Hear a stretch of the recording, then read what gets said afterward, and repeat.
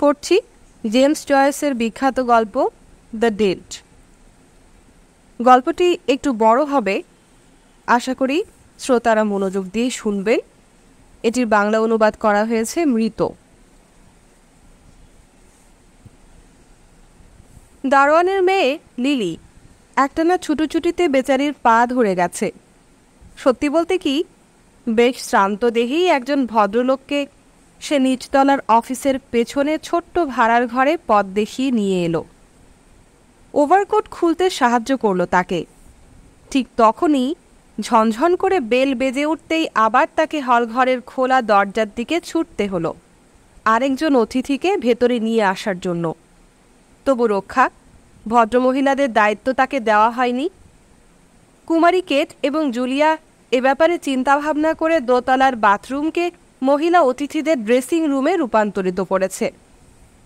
Kate ও Julia ওখানে আড্ডা দিতে দিতে হাসছে, চিৎকার করছে, সিঁড়ির মাথায় পরস্পর হাঁটাহাঁটি করতে করতে একটু পরপরই রেলিংয়ের পিনপে ধরে নিচে উঁকি মেরে জিজ্ঞেস করছে, কে এলো লিলি?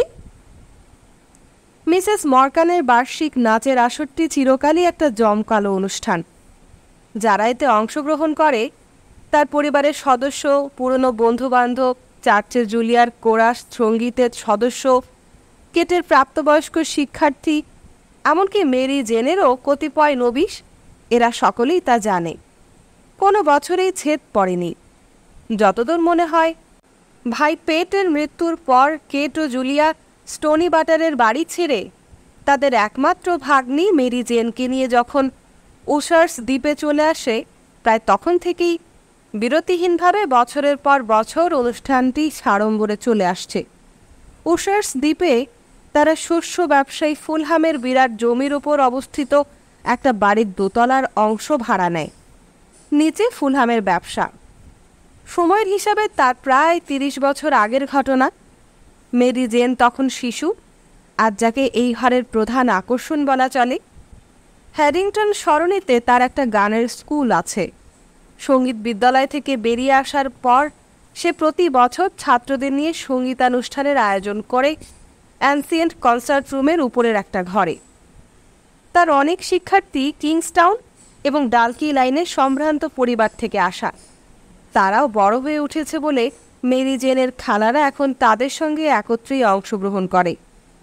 বয়স চারদিক থেকে জাপটে ধরলেও জুলিয়া এখনও আডাম অ্যান্ড ইভ চার্চে অন্য মহিলাদের ছাড়িয়ে কণ্ঠকে সপ্তমে চড়িয়ে গাইতে পারে। আবার কেটের গলা এত ক্ষীণ যে বেশি দূর তা শোনাও যায় না। কেট পেছনের ঘরে একটা পুরনো চতুষ্কোণ পিয়ানোতে নতুন শিক্ষার্থী হিসেবে পাঠ নেয়। দারোয়ানের মেয়ে লিলি ঘরকন্যা যাবতীয় কাজ করে। জীবনযাপনের ক্ষেত্রে পরিমিত মাত্রা মেনে চললেও খাওয়ার ব্যাপারে সবচেয়ে ভালোটার দিকেই তার মনোযোগ। হীরার মতো ঝলমলে রানের গোমাংস, চা আর সর্বোৎকৃষ্ট বোতলের স্টাউট মদ, এইসব নির্দেশ মেনে চলতে কোনো রকমে ভুল করে না লিলি। ফলে 3 গৃহকর্ত্রীর সঙ্গে তার কোনো ঝামেলা বাঁধে না। অনর্গল বকবক করেই খালাস ওরা। লিলি উত্তর দিল কিনা শোনার জন্য দাঁড়িয়ে থাকে না কেউ। আজকের মতো বিশেষ একটি সন্ধ্যায় তাদের অকারণ হইচইয়ের যথেষ্ট কারণ আছে বই কি। রাত প্রায় 10টা, সময় গড়িয়ে যাচ্ছে, অথচ এখনও সস্ত্রীক গ্যাব্রিয়েলের দেখা নেই। তাছাড়া ফ্রেডি ম্যালিন্সের মাতাল অবস্থায় হুট করে এসে পড়ার একটি বিশ্রী আশঙ্কা রয়েছে। কেউ চায় না মেরিজেনের কোনো শিক্ষার্থী ফ্রেডি ম্যালিন্সকে ওই অবস্থায় দেখুক, কেননা মাতাল অবস্থায় তাকে আয়ত্তে রাখা যায় না। তবে ফ্রেডি ম্যালিন্স সবসময় দেরি করে আসে। সে যাক, কিন্তু ওরা ভেবে অবাক হয় এখনও গ্যাব্রিয়েল আসছে না কেন। তাই 2-1 মিনিট পরপরই দোতলার সিঁড়ির মুখে ঝুঁকে ওরা লিলিকে জিজ্ঞেস করছিল গ্যাব্রিয়েল কিংবা ফ্রেডি এসেছে কিনা। এই যে মিস্টার কনরয়, আপনি এলেন তাহলে? দরজাটা খুলে লিলি গ্যাব্রিয়েলকে বলে উঠল। ওরা ভাবছিলেন আপনি বোধহয় আর আসছেন না। শুভ সন্ধ্যা মিসেস কনরয়। ভেবেছে হয়তো আমি ব্যস্ত হয়ে পড়েছি, গ্যাব্রিয়েল বলল। কিন্তু ওরা তো জানে না যে আমার স্ত্রী সাজগোজে পাকা 3 ঘন্টা সময় নিয়েছে। গ্যাব্রিয়েল ম্যাটের ওপর দাঁড়িয়ে গলস থেকে তুষার ঝাড়ছিল। লিলি তার স্ত্রীকে সিঁড়ির কাছে টেনে এনে চেঁচিয়ে উঠল, মিস কেট, এই যে দেখুন, ওরা এসে পড়েছেন। প্রচ্ছন্ন অন্ধকার সিঁড়িতে কেট এবং জুলিয়া শিশুসুলভ চঞ্চল গতিতে এসে পৌঁছল। তাকে চুম্বন করল দুজনেই। বলল, আসতে খুব কষ্ট হয়েছে নিশ্চয়ই? জিজ্ঞেস করল, সঙ্গে গ্যাব্রিয়েল এসেছে কিনা। এই যে আমি। চিঠি এলে পিওর না এসে পারে কেট খালা? আপনারা উপরে যান, আমি আসছি। অন্ধকার ঘোপছি থেকে গ্যাব্রিয়েল জোরে জোরে বলে ওঠে। গ্যাব্রিয়েল তখনও সশব্দে পা ঠুকে ঠুকে জমে ওঠা তুষার ঝাড়ছিল, আর ওরা তিন মহিলা কথা ও কৌতুকের উচ্ছ্বাসে ডুবে ঢুকে গেল উপরতলা ড্রেসিং রুমে। সামান্য কিছু তুষারের ঝালর গ্যাব্রিয়েলের ওভারকোটের কাঁধে আর গলসের মাথায় সাদা চূড়োর মতো জমেছিল। ওভারকোটের বোতাম বরফের মতো ঠান্ডা, খুলতে গেলে চিঁ চিঁ শব্দ ওঠে। দরজার বাইরে চিরধরা শীতল বরফের খাঁজ থেকে ভেজা ভারী বাতাস হু হু করে ঘরে ঢুকছিল। আবার তুষার ঝরছে না মিস্টার কনরয়? লিলি জিজ্ঞেস করে। ভাড়ার ঘরে গ্যাব্রিয়েলের ওভারকোটের বোতাম খুলতে লিলি সাহায্য করে। ডাকনাম উচ্চারণ করতে গিয়ে যেভাবে লিলি তিনটে স্বরের ওপর দৌড় দেয়, তাতে গ্যাব্রিয়েল ওর দিকে তাকিয়ে হেসে ফেলে। লম্বা ছিপছিপে বাড়ন্ত শরীর লিলির, গায়ের রং ফ্যাকাশে সাদা, চুল সোনালি। ভাড়ার ঘরের গুমোট বাতাসে তাকে আরও ফ্যাকাশে লাগছিল। লিলি যখন একেবারে ছোট, সিঁড়ির সব থেকে নিচের ধাপে বসে যখন টুকরো টুকরো কাপড়ের পুতুল নিয়ে একা একা খেলত, গ্যাব্রিয়েল তখন থেকেই তাকে চেনে। হ্যাঁ লিলি, গ্যাব্রিয়েল বলল, পুরো রাতটাই মনে হচ্ছে ঘরের মধ্যে তুষারবন্দি হয়ে থাকতে হবে। সিলিংয়ের দিকে তাকায় গ্যাব্রিয়েল। উপরের মেঝে জুতোর শব্দে নৃত্যচঞ্চল পায়ের আঘাতে কাঁপছে। মুহূর্তের জন্য এক টুকরো পিয়ানোর শব্দ তার কানে আসে। আবার মেয়েটির দিকে তাকায়ও। মেয়েটি তার ওভারকোট ভাঁজ করে সযত্নে সেলফের একপাশে রাখছে। আচ্ছা বলো তো লিলি, বন্ধুত্বপূর্ণ গলায় গ্যাব্রিয়েল প্রশ্ন করে, এখন তুমি আর স্কুলে যাও না?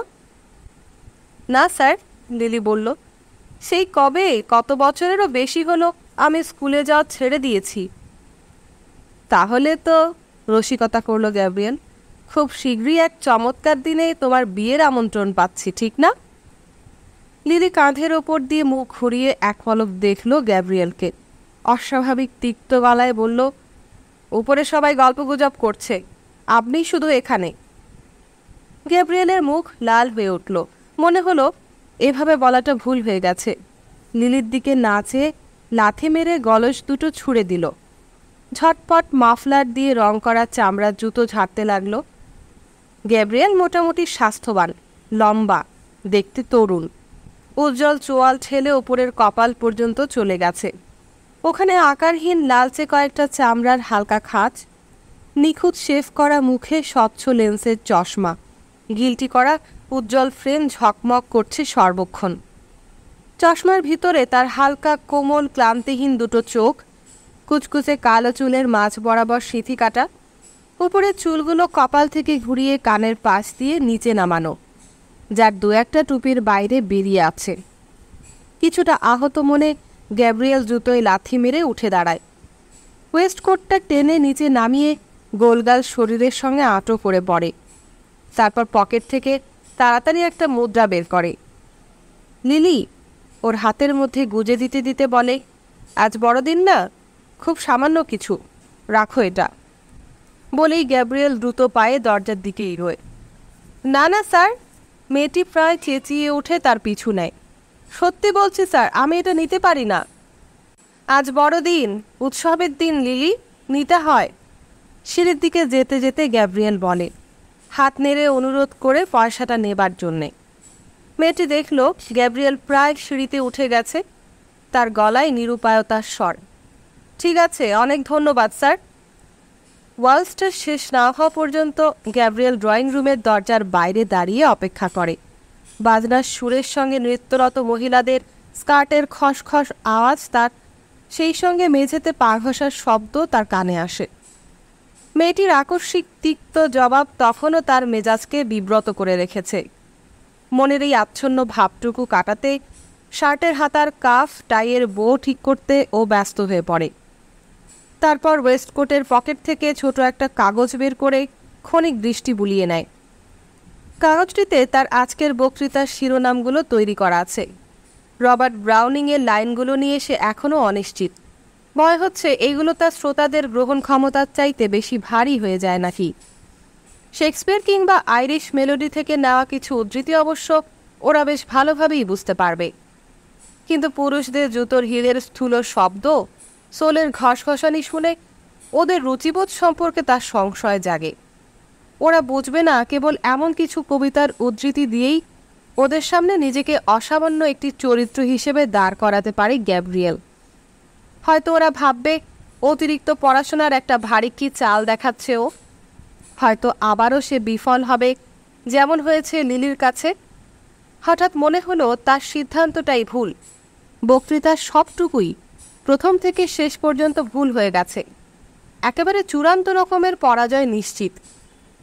ঠিক তখনই তার দুই খালা এবং স্ত্রী মেয়েদের সাজঘর থেকে বেরিয়ে এলো। খালা দুজনে বেশ ছোটোখাটো সরল সাদামাটা পোশাকের বৃদ্ধ মহিলা। ইঞ্চিখানেক বেশি লম্বা হবে জুলিয়া খালা। সাদা চুল কান পর্যন্ত নেমে আছে। শরীর আকারে একটু বড়, পাণ্ডুর মুখে শিথিল মাংসে কিছুটা ভাঁজের ছায়া। দেহটা এখনও তার শক্ত সামর্থ্য। খাড়া হয়ে চলাফেরা করলেও তার নিষ্প্রভ চোখ আর আলগা ঠোঁট দেখলেই মনে হয় তিনি আসলে কি করছেন কিংবা কি করতে যাচ্ছেন সে ব্যাপারে নিশ্চিত নন। কেটখালা আবার বেশ প্রাণবন্ত, বনের চেয়েও তার চেহারা উজ্জ্বল, তাজা। মুখের চামড়ায় কোঁচকানো অজস্র ভাঁজ, কুকুরে যাওয়া লাল আপেলের মতো। মাথায় সেকেলে ঢঙে পাট করা চুল, যা এখনও পাকা বাদামি রং হারায়নি। ওরা দুজনেই গ্যাব্রিয়েলকে চুম্বন করল আন্তরিকভাবে। গ্যাব্রিয়েল তাদের মৃত বড় বোনের ছেলে, খুব আদরের ভাগ্নে। বড় বোন বিয়ে করেছিলেন জি.টে কনরয়কে। জি.টে কনরয় বন্দরে কাজ করতেন। গ্রেটা বলল, তুমি নাকি আজ মংসটাউনে ফিরছ না গ্যাব্রিয়েল? কেট খালা বলে ওঠে। না খালা। স্ত্রীর দিকে ফিরে গ্যাব্রিয়েল বলল, আমরা তো গত বছর সেখানে গিয়েছিলাম। মনে নেই গ্রেটার কীরকম ঠান্ডা লেগেছিল? সমস্ত পথে ঘোড়াগাড়ির জানালাগুলো কেমন খটখট শব্দ করেছে। আর মেরিয়ন পেরিয়ে যাবার পরপরই পূবের ঝোড়ো বাতাসের দমকা এসে পড়েছিল আমাদের শরীরে। ভারী চমৎকার সে যাত্রা। আর কি সাংঘাতিক ঠান্ডাই না লেগেছিল গ্রেটার। বার কয়েক ভ্রু কুঁচকে উঠল কেটখালার। প্রত্যেকটা কথায় সায় দিল মাথা নেড়ে। হ্যাঁ হ্যাঁ গ্যাব্রিয়েল, ঠিক তাই। কেটখালা বলল, তোমার আরও সতর্ক থাকা দরকার। কিন্তু গ্রেটা কি করতো ওখানে জানো? গ্যাব্রিয়েল বলে ওঠে। একটু দেরি হলেই ও ঠান্ডা তুষারের মধ্যে ভিজে ভিজে হেঁটে ঘরে ফিরত। ওর কথা শুনে হেসে ফেলল মিসেস কনরয়। ওর কথায় কিছু মনে করবেন না কেটখালা, গ্রেটা বলল। ও জানে শুধু জ্বালাতন করতে। জোর করে জবের ফিন্নি খাওয়াবে এই ফাঁকে। বেচারা মেয়েটা একদম দেখতে পারে না এই খাবারটা। আপনার বিশ্বাস হবে না খালা, এইসব পোশাক আশাক আমাকে ও পরতে কিভাবে বাধ্য করেছে আজ। হাসতে হাসতে প্রায় লুটিয়ে পড়ে স্বামীর দিকে এক পলক তাকালো গ্রেটা। দেখল গ্যাব্রিয়েলের সুখী সুখী প্রশংসা কাতর চাউনি তখন অবাক বিস্ময়ে ঘুরে বেড়াচ্ছে তার পোশাক, মুখ আর চুলের ওপর। খালা দুজনও প্রাণ খুলে যোগ দিল ওদের হাসিতে। গ্যাব্রিয়েলের জন্য তার এই উৎকণ্ঠা নিয়ে ওরা সরাসরি রসিকতায় মেতে উঠল। গলস, মিসেস কনরয় বলল। এখন এটাই তো সবচেয়ে আধুনিক ব্যাপার। ভেজে আবহাওয়ায় পায়ের তলা চপচপ করে ওঠার সম্ভাবনা থাকলে আমাকে গলস পরতেই হয়। আজও আমাকে গলস পরতে বলেছিল, আমি পরিনি। এরপরে যে জিনিসটাও আমাকে কিনে দেবে তা হচ্ছে সাঁতারের পোশাক। গ্যাব্রিয়েল বিব্রত হয়ে হাসে। টাইটা ঠিক আছে কিনা নেড়েচেড়ে দেখে। কেটখালা তাদের এই সরস গল্পগুলো উপভোগ করে বেশ স্বতঃস্ফূর্ত ভাবে। খুশিতে তাকে আরও সতেজ প্রফুল্ল মনে হয়। ওদিকে জুলিয়া খালার মুখ থেকে অকস্মাৎ হাসি নিভে আসে। তার চোখ সরাসরি ভাগ্নের মুখের উপর আটকায়। খানিক বাদে জিজ্ঞেস করে, গলসটা কি জিনিস গ্যাব্রিয়েল? গলস কি জুলিয়া? তার বোন বিস্মিত হয়ে ওঠে। আশ্চর্য, গলস কি তুমি জানো না? গলস হচ্ছে গিয়ে, ওগুলো তো জুতোর ওপর তোমরা পরো, তাই না গ্রেটা? হ্যাঁ, উত্তর দেয় মিসেস কনরয়। রাবার জাতীয় জিনিস দিয়ে তৈরি। আমাদের দুজনেরই একজোড়া করে আছে। গ্যাব্রিয়েল বলে ইউরোপের সবারই নাকি এটা পড়া উচিত। ও, ইউরোপের সবাইকে? না, আচ্ছা। বিড়বিড় করে বলতে বলতে জুলিয়া মাথা নাড়ে। গ্যাব্রিয়েল ভ্রু কোঁচকায়, যেন সে বেজায় রেগে গিয়েছে। এটা অবাক হবার মতো কিছু নয়, কিন্তু গ্রেটা ব্যাপারটাকে খুব হাস্যকর মনে করে, কারণ গলস পড়লে ওর নাকি সেই সব কবিদের কথা মনে পড়ে যারা মুখে কালি মেখে রাস্তায় রাস্তায় গান গেয়ে বেড়াতো। কিন্তু গ্যাব্রিয়েল বেশ খোশ মেজাজে কেটখালা জিজ্ঞেস করে, খুব সম্ভব তুমি ঘরগুলো দেখেছ? গ্রেটা বলছিল। নিশ্চয়ই, ওখানকার ঘরগুলো বেশ ভালো। গ্যাব্রিয়েল বলে, গ্রেশাম হোটেলের একটা ঘর আমি নিজেও ভাড়া করেছি। কেটখালা বলল, চমৎকার। তবে গ্রেটা, ছেলে মেয়েদের ব্যাপার ভেবে রেখেছ তো? মাত্র এক রাতের ব্যাপার তো, বলে মিসেস কনরয়। ওটুকু বেশি দেখি শুনে রাখতে পারবে। ভাগ্য তোমাদের, বেশির মতো একটা মেয়ে থাকা কি যে আরামের ব্যাপার, ওর ওপর তোমরা নির্ভর করতে পারো। আর আমাদের লিলির কি জানি আজকাল কি যেন হয়েছে ওর, আগের সেই মেয়েটি আর নেই, বলে কেটখালা। গ্যাব্রিয়েল এ ব্যাপারে তার খালাকে কিছু জিজ্ঞেস করতে যাচ্ছিল, কিন্তু খালা হঠাৎ থেমে গিয়ে বোনের দিকে হতভম্বের মতো তাকায়। জুলিয়া তখন সিঁড়ি ভেঙে নামতে নামতে পিলপের উপর দিয়ে ঘাড় বাঁকিয়ে কাকে যেন দেখছে। বলো না জুলিয়া, অস্থির হয়ে খালা জিজ্ঞেস করে, কোথায় যাচ্ছ তুমি? জুলিয়া, এই জুলিয়া, কোথায় যাচ্ছ? জুলিয়া তখন প্রায় সিঁড়ির অর্ধেক নেমে গেছে। সেখান থেকে আবার ফিরে চাপা স্বরে বলে, ফ্রেডি এসেছে? তখনই করতালি ও পিয়ানোর শেষ গমকের ঝংকারের মধ্য দিয়ে ওয়ালজের সমাপ্তি ঘটে। ইতিমধ্যে ড্রয়িং রুমের দরজা খুলে কয়েকটি দম্পতি বেরিয়ে এসেছে। তাড়াতাড়ি গ্যাব্রিয়েলকে একপাশে সরিয়ে এনে কেটখালা কানে কানে ফিসফিস করে, গ্যাব্রিয়েল, ভালো ছেলের মতো এখনই নিচে নামো, দেখো ফ্রেডি সুস্থ আছে কিনা। যদি মাতাল হয়ে থাকে তাহলে উপরে উঠতে দিও না। আমার মনে হচ্ছে ফ্রেডি মাতাল হয়ে আছে, নির্ঘাত মাতাল হয়ে আছে। সিঁড়ির কাছে গিয়ে গ্যাব্রিয়েল নিচের কথাবার্তা শুনতে চেষ্টা করে। নিচের ভাড়ার ঘরে দুজনকে কথা বলতে শোনা গেল। কিছুক্ষণ পর ও ফ্রেডি মেলিন্সের হাসি শুনে চিনতে পারে। সিঁড়ি ভেঙে সশব্দে নিচে নামে গ্যাব্রিয়েল। গ্রেটাকে বলে কেটখালা, একটু নিশ্চিন্ত হওয়া গেল যে গ্যাব্রিয়েল আছে এখানে। ও এলেই আমি দুশ্চিন্তা থেকে খানিকটা রেহাই পাই। জুলিয়া, এখানে মিস ডালি আর মিস পাওয়ার কিছুক্ষণ জিরিয়ে নিক। দারুণ ওয়ালস বাজানোর জন্য তোমাকে ধন্যবাদ মিস ডালি। তোমার বাজনা ঘরের আবহাওয়াটাকেই মুগ্ধ করে তুলেছিল। একজন শুকনো পাতলা লম্বাটে ভদ্রলোক, গায়ের রং কিছুটা কালচে, শক্ত খাড়া ধূসর গোঁফ, তার সঙ্গীকে নিয়ে পাশ দিয়ে যেতে যেতে বলে, আমরা বেশ চমৎকার উপভোগ করেছি, তাই না মিস মার্কান? কেটখালা বলে ওঠে, জুলিয়া, এই যে মিস্টার ব্রাউন আর মিস কার্লং। হ্যাঁ, এই যে এখানে, এদেরকেও ডালি আর পাওয়ারের সঙ্গে ভেতরে নিয়ে যাও। আহা কেটখালা, আমি তো মহিলাদেরই আপনজন, বলে মিস্টার ব্রাউন ঠোঁট ফাঁক করে হাসতে থাকে। হাসলে তার গোঁফ আরও খাড়া হয়ে ওঠে, মুখটা কেমন ভেঙে চুরে যায়। জানেন কি মিস মার্কান, মেয়েরা যে আমাকে এত পছন্দ করে তার পেছনে কারণটা কি? ব্যাপারটা হচ্ছে। কথা শেষ হয় না ব্রাউনের। দেখে কেটখালা বেশ দূরে চলে গেছে। পরমুহূর্তে 3টে যুবতী মহিলাকে নিয়ে ঢুকছে পেছনের ঘরে। ঘরের মাঝখান জুড়ে আছে পাশাপাশি 2টো লম্বা টেবিল। জুলিয়া খালা লিলিকে নিয়ে এই টেবিলের ওপর লম্বা কাপড় বিছিয়ে কুঁচিয়ে থাকা জায়গাগুলো সমান করছে। একদিকে শোকেসের তাকে সাজানো রয়েছে ডিশ, প্লেট, গ্লাস, গুচ্ছ গুচ্ছ ছুরি, কাঁটা আর চামচ। পিয়ানোর উপর পিঠটাও তাকের মতো কাজ দিচ্ছে এখানে। পিয়ানোর উপর রয়েছে নানা রকম খাবার ও মিষ্টির পাত্র। ছোট্ট একটি শোকেসের পাশে 2 তরুণ ভদ্রলোক দাঁড়িয়ে দাঁড়িয়ে হালকা ধরনের মদ পান করছে। ব্রাউনের সমস্ত মনোযোগ চলে যায় সেদিকে। তখনই সঙ্গী মহিলাদের সরস কৌতুকের সঙ্গে সেখানে তাদের আমন্ত্রণ জানায় ব্রাউন, মৃদু হালকা কড়া মিষ্টি যে কোনো ধরনের মদ পান করার জন্য। কেউ ওরা কড়া মদে অভ্যস্ত না। অতএব ব্রাউন ওদের জন্য লেমনেডের একটা বোতল খোলে। এরপর তরুণ দুজনের একজনকে সামান্য পাশে সরে দাঁড়াতে বলে ব্রাউন গ্লাসে নিজের মতো পরিমাণ মতো হুইস্কি ঢালে, চুমুক দিয়ে স্বাদ নেয়। তরুণ দুটি ব্রাউনের দিকে সশ্রদ্ধ চোখে তাকায়। ঈশ্বর আমার সহায়, ব্রাউন হেসে ওঠে। ডাক্তারের নির্দেশ আছে এভাবে পান করার। তোবড়ানো অবয়ব হাসিতে ভেঙে আরও প্রশস্ত হয়ে ওঠে। তার সরস হাসিতে তিনজন যুবতী মহিলা যোগ দিলে তাদের কণ্ঠে সঙ্গীতের প্রতিধ্বনি ওঠে। হাসির দমকে দুলে ওঠে তাদের শরীর, কাঁধ এদিক ওদিক। সবচেয়ে সাহসী মেয়েটি বলে ওঠে, হতেই পারে না মিস্টার ব্রাউন, ডাক্তার কখনো এমন পথ্য দেয় না। ব্রাউন আর এক ঢোক হুইস্কি মুখে নিয়ে কৃত্রিম লজ্জার ভান করে।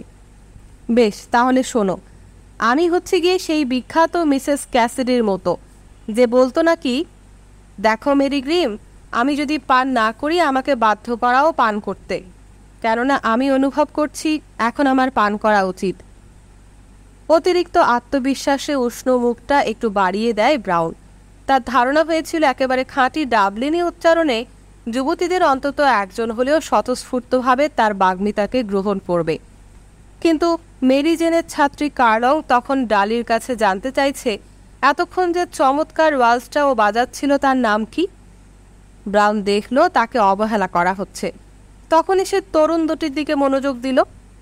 আসলে কিন্তু ব্রাউনের ব্যাপারে ওদের চোখেই দেখা দিয়েছে পরম বিস্ময়। টুকটুকে লাল মুখ, ফুলের নকশা ছাপা পোশাকে একজন তরুণী মহিলা ঘরে ঢুকে এ সময়। উৎসাহে হাততালি দিতে দিতে সে বলে ওঠে, কোয়াড্রিল, কোয়াড্রিল। তার পেছনে পেছনে কেট খালা এসে উঁচু গলায় ঘোষণা দেয়, মেরি জেন, এখানে দুজন ভদ্রলোক আর তিনজন ভদ্রমহিলা আছে। তাই তো, এখানে দেখছি বার্গিন এবং কেরিগান, বলল মেরি জেন। কেরিগান, আপনি পাওয়ারকে সঙ্গী করুন, আর ফার্লং, আপনি বার্গিনের সঙ্গে নাচুন, কেমন? এছাড়া কিছু করারও নেই। শোনো মেরি, মহিলা মাত্র 3 জন, কিন্তু বলে কেট খালা। তরুণ ভদ্রলোক দুজন এগিয়ে এসে বলে আপত্তি না থাকলে তারা মহিলাদের সঙ্গ দিতে পারে। শুনে মেরি জেন ডালির দিকে ঘোরে। কিছু মনে করবেন না ডালি, শেষ নাচ দুটোর পর আপনাকে বেশ ক্লান্ত লাগছে, কিন্তু উপায় নেই। সত্যি আজকে আমাদের মহিলা সংখ্যা নিতান্তই কম। না না, মনে করার কিছু নেই মিস মরকান। তাহলে আপনাকে চমৎকার একজন সঙ্গী দিচ্ছি। আপনি মিস্টার বার্তেল ডার্সির সঙ্গে নাচুন, ইনি বেশ নামকরা গায়ক। পরে তাকে দিয়ে গান গাওয়াবো। বলতে গেলে সমস্ত ডাবলিনই এখন তার নামে পাগল। ভালো গলা, খুবই ভালো গায়, সায় দেন কেট খালা। পিয়ানোতে সবেমাত্র টোকা পড়েছে। বাজনার গৌরচন্দ্রিকা হিসেবে মাত্র 2 বার ঝঙ্কার উঠেছে। এমন সময় মেরি জেন জনৈক নবাগতকে নিয়ে ঘর থেকে বেরিয়ে যায়। ওরা প্রায় বেরিয়ে যাচ্ছে, এমন সময় জুলিয়া খালা মৃদু পায়ে ঘরে ঢুকে দেখে মেরি জেনের পিছনে কে যেন রয়েছে। কি ব্যাপার জুলিয়া? চিন্তিতভাবে কেট খালা জিজ্ঞেস করে। কে ও? জুলিয়া খাবার টেবিলের জন্য একগুচ্ছ রুমাল এনেছিল। বোনের কৌতূহলে যেন বেশ বিস্মিত হয়। ওই তো ফ্রেডি কেট, সঙ্গে গ্যাব্রিয়েল। সত্যি, মেরির পিছনে ডান দিকে দেখা যাচ্ছিল গ্যাব্রিয়েল ফ্রেডি ম্যালিনাসকে ধরে সিঁড়ি দিয়ে নামিয়ে নিয়ে যাচ্ছে। একটু পরেই দেখা যায় বছর 40-এর এক তরুণ ভদ্রলোক, প্রায় গ্যাব্রিয়েলের মতো দেখতে। গঠনটাও ওই রকম, বেশ গোলগাল কাঁধ, ফোলা ফোলা মলিন মুখ, পুরো লালচে কানের প্রান্তে ঝুলছে উস্কো ফুস্কো চুল, প্রশস্ত নাক, পিছনে ঘোরানো উত্তাল ভ্রু, বাইরে ঠেলে আসা পুরু ঠোঁট। তার ভারী হয়ে আসা চোখের পাতা, অপ্রচুর এলোমেলো চুল দেখলেই মনে হয় ও ঘুমে জড়িয়ে আছে। সিঁড়িতে গ্যাব্রিয়েলকে বলা গল্পের রেশ ধরে ফ্রেডি প্রাণ খুলে সশব্দে হাসছিল। সেই সঙ্গে বাম হাতে মুষ্টি পাকিয়ে নাচাচ্ছিল তার বাম চোখের কাছে। শুভ সন্ধ্যা ফ্রেডি, জুলিয়া খালা বলে। মাতলাবের কারণে ফ্রেডি মিসেস মরকানকে যেভাবে শুভ সন্ধ্যা জানালো, মনে হলো যেন কি যাচ্ছে তাই একটা ব্যাপার, একদম সেকেলে। কিন্তু পরক্ষণেই আলমারির পাশে ব্রাউনকে তার দিকে অমার্জিত চোখে তাকিয়ে থাকতে দেখে ফ্রেডি অসংলগ্ন পায়ে ঘরটা দ্রুত পার হয়ে তার কাছে নিচু স্বরে একটু আগের গ্যাব্রিয়েলকে বলা গল্পটি আবার শুরু করে। তেমন খারাপ ছেলেও নয়, তাই না? কেট খালা গ্যাব্রিয়েলকে বলে। গ্যাব্রিয়েলের ভ্রু কুঁচকে উঠলেও কেট খালার দিকে তাকিয়ে বলে ওঠে, না তেমন কিছু নয়। আমিও তাই বলি, তেমন ভয়ের কিছু নয়, কেট খালা বলতে থাকে। ওর মা বেচারি কি দুর্ভাগা, নববর্ষের আরম্ভে আর মদ খাবে না বলে শপথ করিয়ে নিয়েছিল ওকে। তো যাই হোক গ্যাব্রিয়েল, ড্রয়িং রুমে এসো। গ্যাব্রিয়েলের সঙ্গে ঘর ছেড়ে যাবার সময় কেটখালা ভ্রুকুটি করে তর্জনী নাড়িয়ে ব্রাউনকে এদিক ওদিক না যাবার জন্যে নিষেধ করে। ব্রাউন মাথা নেড়ে সায় দেয়। কেটখালা চলে গেলে ব্রাউন ফ্রেডিকে বলে, তাহলে ফ্রেডি, আপনাকে এক গ্লাস লেমনেড দিই, বেশ তাজা ফুরফুরে লাগবে কেমন? ফ্রেডি তখন গল্পের চূড়ান্ত মুহূর্তের মধ্যে আচ্ছন্ন। ব্রাউনের প্রস্তাবকে তাই বাতাসে হাত নেড়ে উড়িয়ে দিল অসহিষ্ণুভাবে। কিন্তু ব্রাউন ফ্রেডিকে গ্লাসটা ধরিয়ে দিল এলোমেলো পোশাক সম্পর্কে দৃষ্টি আকর্ষণ করে। নিদারুণ অবহেলায় ফ্রেডি গ্লাসটা নিয়ে ডান হাতে পোশাক ঠিক করতে লাগলো। নতুন উৎসাহে ব্রাউনের মুখ আরও একবার ঝলসে উঠল। হুইস্কি নিল আরেক গ্লাস। ঠিক তখন ফ্রেডি ম্যালিনাস প্রায় তার গল্পের শীর্ষবিন্দুতে পৌঁছে গেছে। উত্তেজনায় হারিয়ে ফেলেছে খেই, হাসছে ভারসাম্য হারিয়ে উন্মাদের মতো। লেমনেডের গ্লাসটা না ছোঁয়া অবস্থায় নিচে নামিয়ে রেখেছে সে, আর আগের মতোই বাম হাতে মুষ্টি পাকিয়ে নাচাচ্ছে বাম চোখের কাছে। সেই উচ্চণ্ড ও অসুস্থ হাসির আচ্ছন্নতার ভেতর থেকে সে অস্পষ্টভাবে তার গল্পের শেষ শব্দগুলো বারবার উচ্চারণ করে যাচ্ছে। মেরি জেন একাডেমির প্রচলিত সুরটি বাজাচ্ছিল, কিন্তু গ্যাব্রিয়েল তার কিছুই শুনতে পাচ্ছিল না। ব্যস্ত চলাচল, ছুটোছুটি আর ড্রয়িং রুমে নিরবচ্ছিন্ন গুঞ্জনে প্যাসেজটা গমগম করছে। সঙ্গীত সে ভালোবাসে, তবে এতক্ষণ যে অংশটা বাজছিল তাতে গ্যাব্রিয়েল কোনো রকম সুর মাধুর্য খুঁজে পায়নি। এমনকি তার সন্দেহ হচ্ছিল এই ভেবে যে অন্যেরাও তেমন কোনো বৈচিত্র্য পেয়েছে কিনা।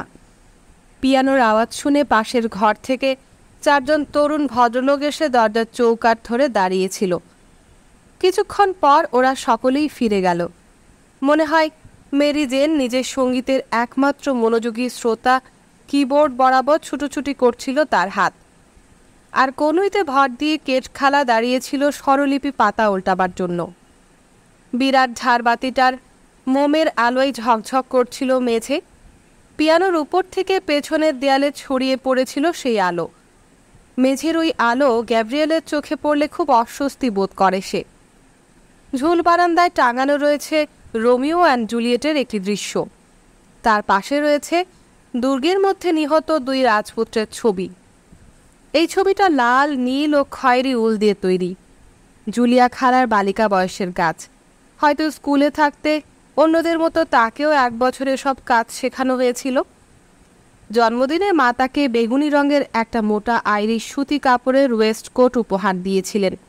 তাতে ছিল বাদামি রেশমি সুতা, ছোট ছোট খেঁকশিয়ালের মাথা, আর বোতাম ছিল গোল গোল তুঁত ফলের তৈরি।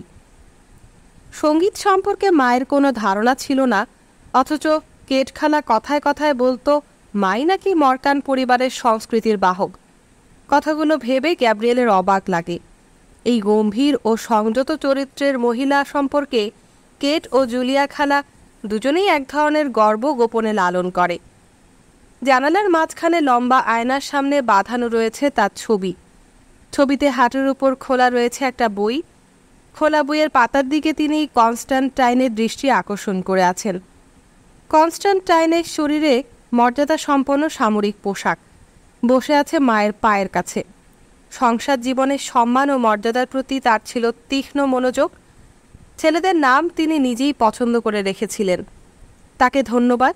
কনস্ট্যান্টাইন এখন বালব্রিগানের প্রধান যাজক, আর গ্যাব্রিয়েল নিজে রয়্যাল ইউনিভার্সিটি থেকে ডিগ্রি নিয়েছে। বিয়ের ব্যাপারে মায়ের বিরূপ প্রতিক্রিয়ার কথা স্মরণে এলে গ্যাব্রিয়েলের চেহারায় একটা গাঢ় ছায়া নামে। তাকে আঘাত করা মায়ের পরোক্ষ উক্তিগুলোর স্মৃতি আজও তাকে যন্ত্রণা দেয়। গ্রেটা সম্পর্কে যদিও তিনি একবার বলেছিলেন ও গ্রামের সেরা সুন্দরী, কিন্তু সেটিও মন খুলে বলেননি। মংস টাউনে থাকতে মা দীর্ঘদিন অসুস্থতায় ভোগার সময় গ্রেটা তাকে সেবা করেছিল। কথাটা স্রেফ সে কারণেই গ্রেটাকে খুশি করা আর কি। গ্যাব্রিয়েল ভাবে মেরি জেনের বাজনাটা প্রায় শেষ হয়ে আসছে, কেননা স্কেলের ওপর দ্রুত হাত ছুটিয়ে সে অন্তরা ধরেছে। আর গ্যাব্রিয়েল বিরক্তিতে বাজনাটা শেষ হবার অপেক্ষায় ম্রিয়মান হয়ে পড়েছিল ভেতরে ভেতরে। বেসের ওপর অষ্টকের শেষ ঢংকার তুলে কম্পমান সুরকে সপ্তমে চড়িয়ে ও বাজনা শেষ করল। অনেক প্রশংসা ও বাহবা দিয়ে সকলে মেরি জেনকে অভিবাদন জানালে ও লজ্জায় আরক্ত হয়ে ছুটে পালিয়ে গেল। সবচেয়ে বলিষ্ঠ ও শব্দময় করতালি বাজালো দরজার চৌকাঠে দাঁড়ানো 4 জন তরুণ, যারা বাজনার শুরুতে চলে গিয়ে শেষ হবার কয়েক মুহূর্ত আগে আবার ফিরে এসেছে। ব্যবস্থা ছিল ল্যান্সার নাচের। গ্যাব্রিয়েল মিস আইভারসকে সঙ্গী হিসেবে বেছে নিল। দারুণ খোলামেলা মেজাজের এই মহিলা, মুখে ঈষৎ হলদে আভা, বড় বড় চোখ দুটো প্রশংসা করার মতো, কণ্ঠা পর্যন্ত ঢাকা ঢিলেঢালা আইরিশ পোশাক, গলার কাছে বেশ বড় ধরনের ব্রোচ আটকানো। নাচের জন্য ওরা জায়গা মতো দাঁড়ালে আইভারস ছটপট বলে ওঠে, আপনার সঙ্গে ঝগড়া করব। আমার সঙ্গে? জিজ্ঞেস করে গ্যাব্রিয়েল, মুখে গাম্ভীর্য এনে ও মাথা নাড়ে। কি ব্যাপারে? ওর স্থির আচরণ লক্ষ্য করতে করতে গ্যাব্রিয়েল হেসে জিজ্ঞেস করে, বলি জিসিটা কে? গ্যাব্রিয়েলের দিকে সপ্রশ্ন চোখে তাকায় আইভারস। লজ্জায় লাল হয়ে ওঠে গ্যাব্রিয়েল, বুঝতে না পেরে ভ্রু কোঁচকায়। তখনই আইভারস বলে ওঠে, যেন কিছুই জানেন না। আমি অবশ্য জেনে গেছি যে দ্য ডেইলি এক্সপ্রেসের জন্য আপনি লেখেন। এবার নিশ্চয়ই নিজের জন্য লজ্জা পাচ্ছেন, ঠিক কি না? কেন নিজের জন্য লজ্জা পেতে যাব কেন? পিট পিট করে তাকিয়ে হাসতে চেষ্টা করে গ্যাব্রিয়েল। যাই বলেন, আমি কিন্তু জানার পর লজ্জা পেয়েছিলাম, সরাসরি বলে ফেলল আইভারস। সত্যি বলতে কি, আমি ভাবতেই পারি না অমন একটা কাগজে আপনি লিখতে পারেন। আপনি যে আইরিশ তাও আমি জানতাম না। গ্যাব্রিয়েলের অবয়বে কেমন একটা স্বস্তিহীন বিহ্বলতার ছায়া। কথাটা সত্যি যে প্রতি বুধবার ডেইলি এক্সপ্রেসের সাহিত্য পাতায় লেখা বাবদ 15 শিলিং করে পায় গ্যাব্রিয়েল, কিন্তু তাতে করে সে কিভাবে আইরিশ হয়ে পড়ে? আলোচনা লেখার জন্যে যে বইগুলো সে নেয় সেগুলো নেহাত আবর্জনা নয়, বেশ ভালো বই। সেসব বইয়ের সুদৃশ্য প্রচ্ছদ আর নতুন ছাপা বইয়ের পাতা উল্টানো গন্ধ অনুভব করতে তার ভালোই লাগে। কলেজে ক্লাস শেষে প্রায় প্রতিদিনই ঘুরতে ঘুরতে বন্দরের দিকে পুরনো বইয়ের দোকানে চলে যায় সে। ব্যাচেলার্স ওয়ার্কের হিকির দোকানে, অস্টন কোয়ের ওয়েবস কিংবা ম্যাক্সির দোকানে, অথবা কখনো কখনো পার্শ্ববর্তী সরু গলির ওকলোহিসের দোকানে। সে বুঝে উঠতে পারে না কিভাবে এই অভিযোগের মুখোমুখি হবে। মনে হয় আইভারসকে বলে যে সাহিত্য কোনো রাজনৈতিক পরিসীমা মানে না, কিন্তু পরক্ষণেই মনে পড়ে তারা বহুদিনের পুরনো বন্ধু এবং পরস্পরের সামাজিক মর্যাদাও প্রায় একই স্তরের। প্রথমত বলা যায় বিশ্ববিদ্যালয়ের ছাত্রাবস্থায়, তারপরে শিক্ষক হিসেবে। ফলে গ্যাব্রিয়েল স্রেফ গাল ভরা কথা বলে ঝুঁকি নিতে চায় না। অনেকক্ষণ সে মিটমিট করে তাকিয়ে হাসার চেষ্টা করে, পরে মার্জিত সুরে বিড়বিড় করে বলে যে বইয়ের আলোচনা লেখার মধ্যে ও রাজনীতির কোনো সম্পর্ক আছে বলে মনে করে না।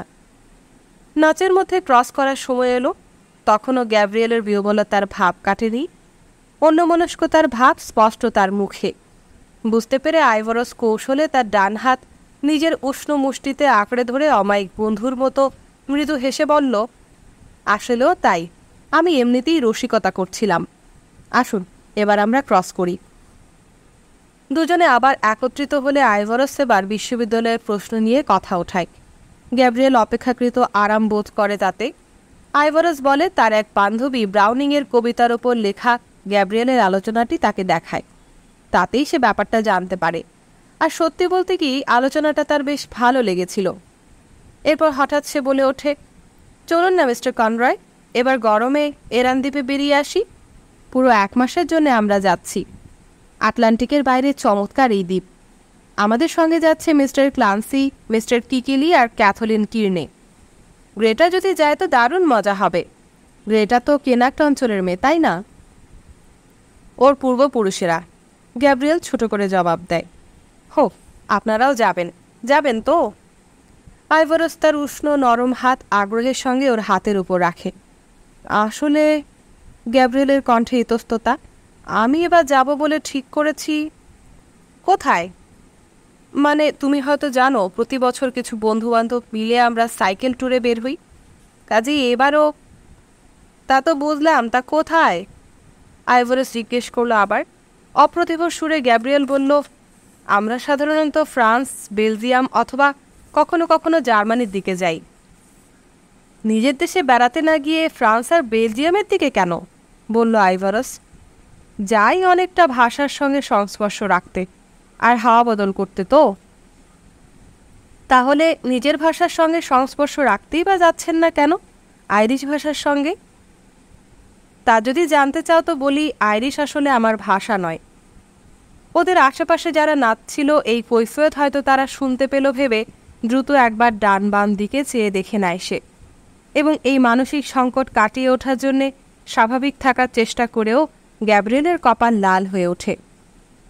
আর এজন্যই আপনি নিজের দেশে যান না? আইভারস বলে ওঠে।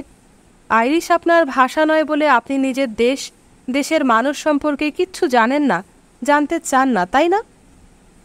শোনো বলছি, গ্যাব্রিয়েল তৎক্ষণাৎ উত্তর দেয়।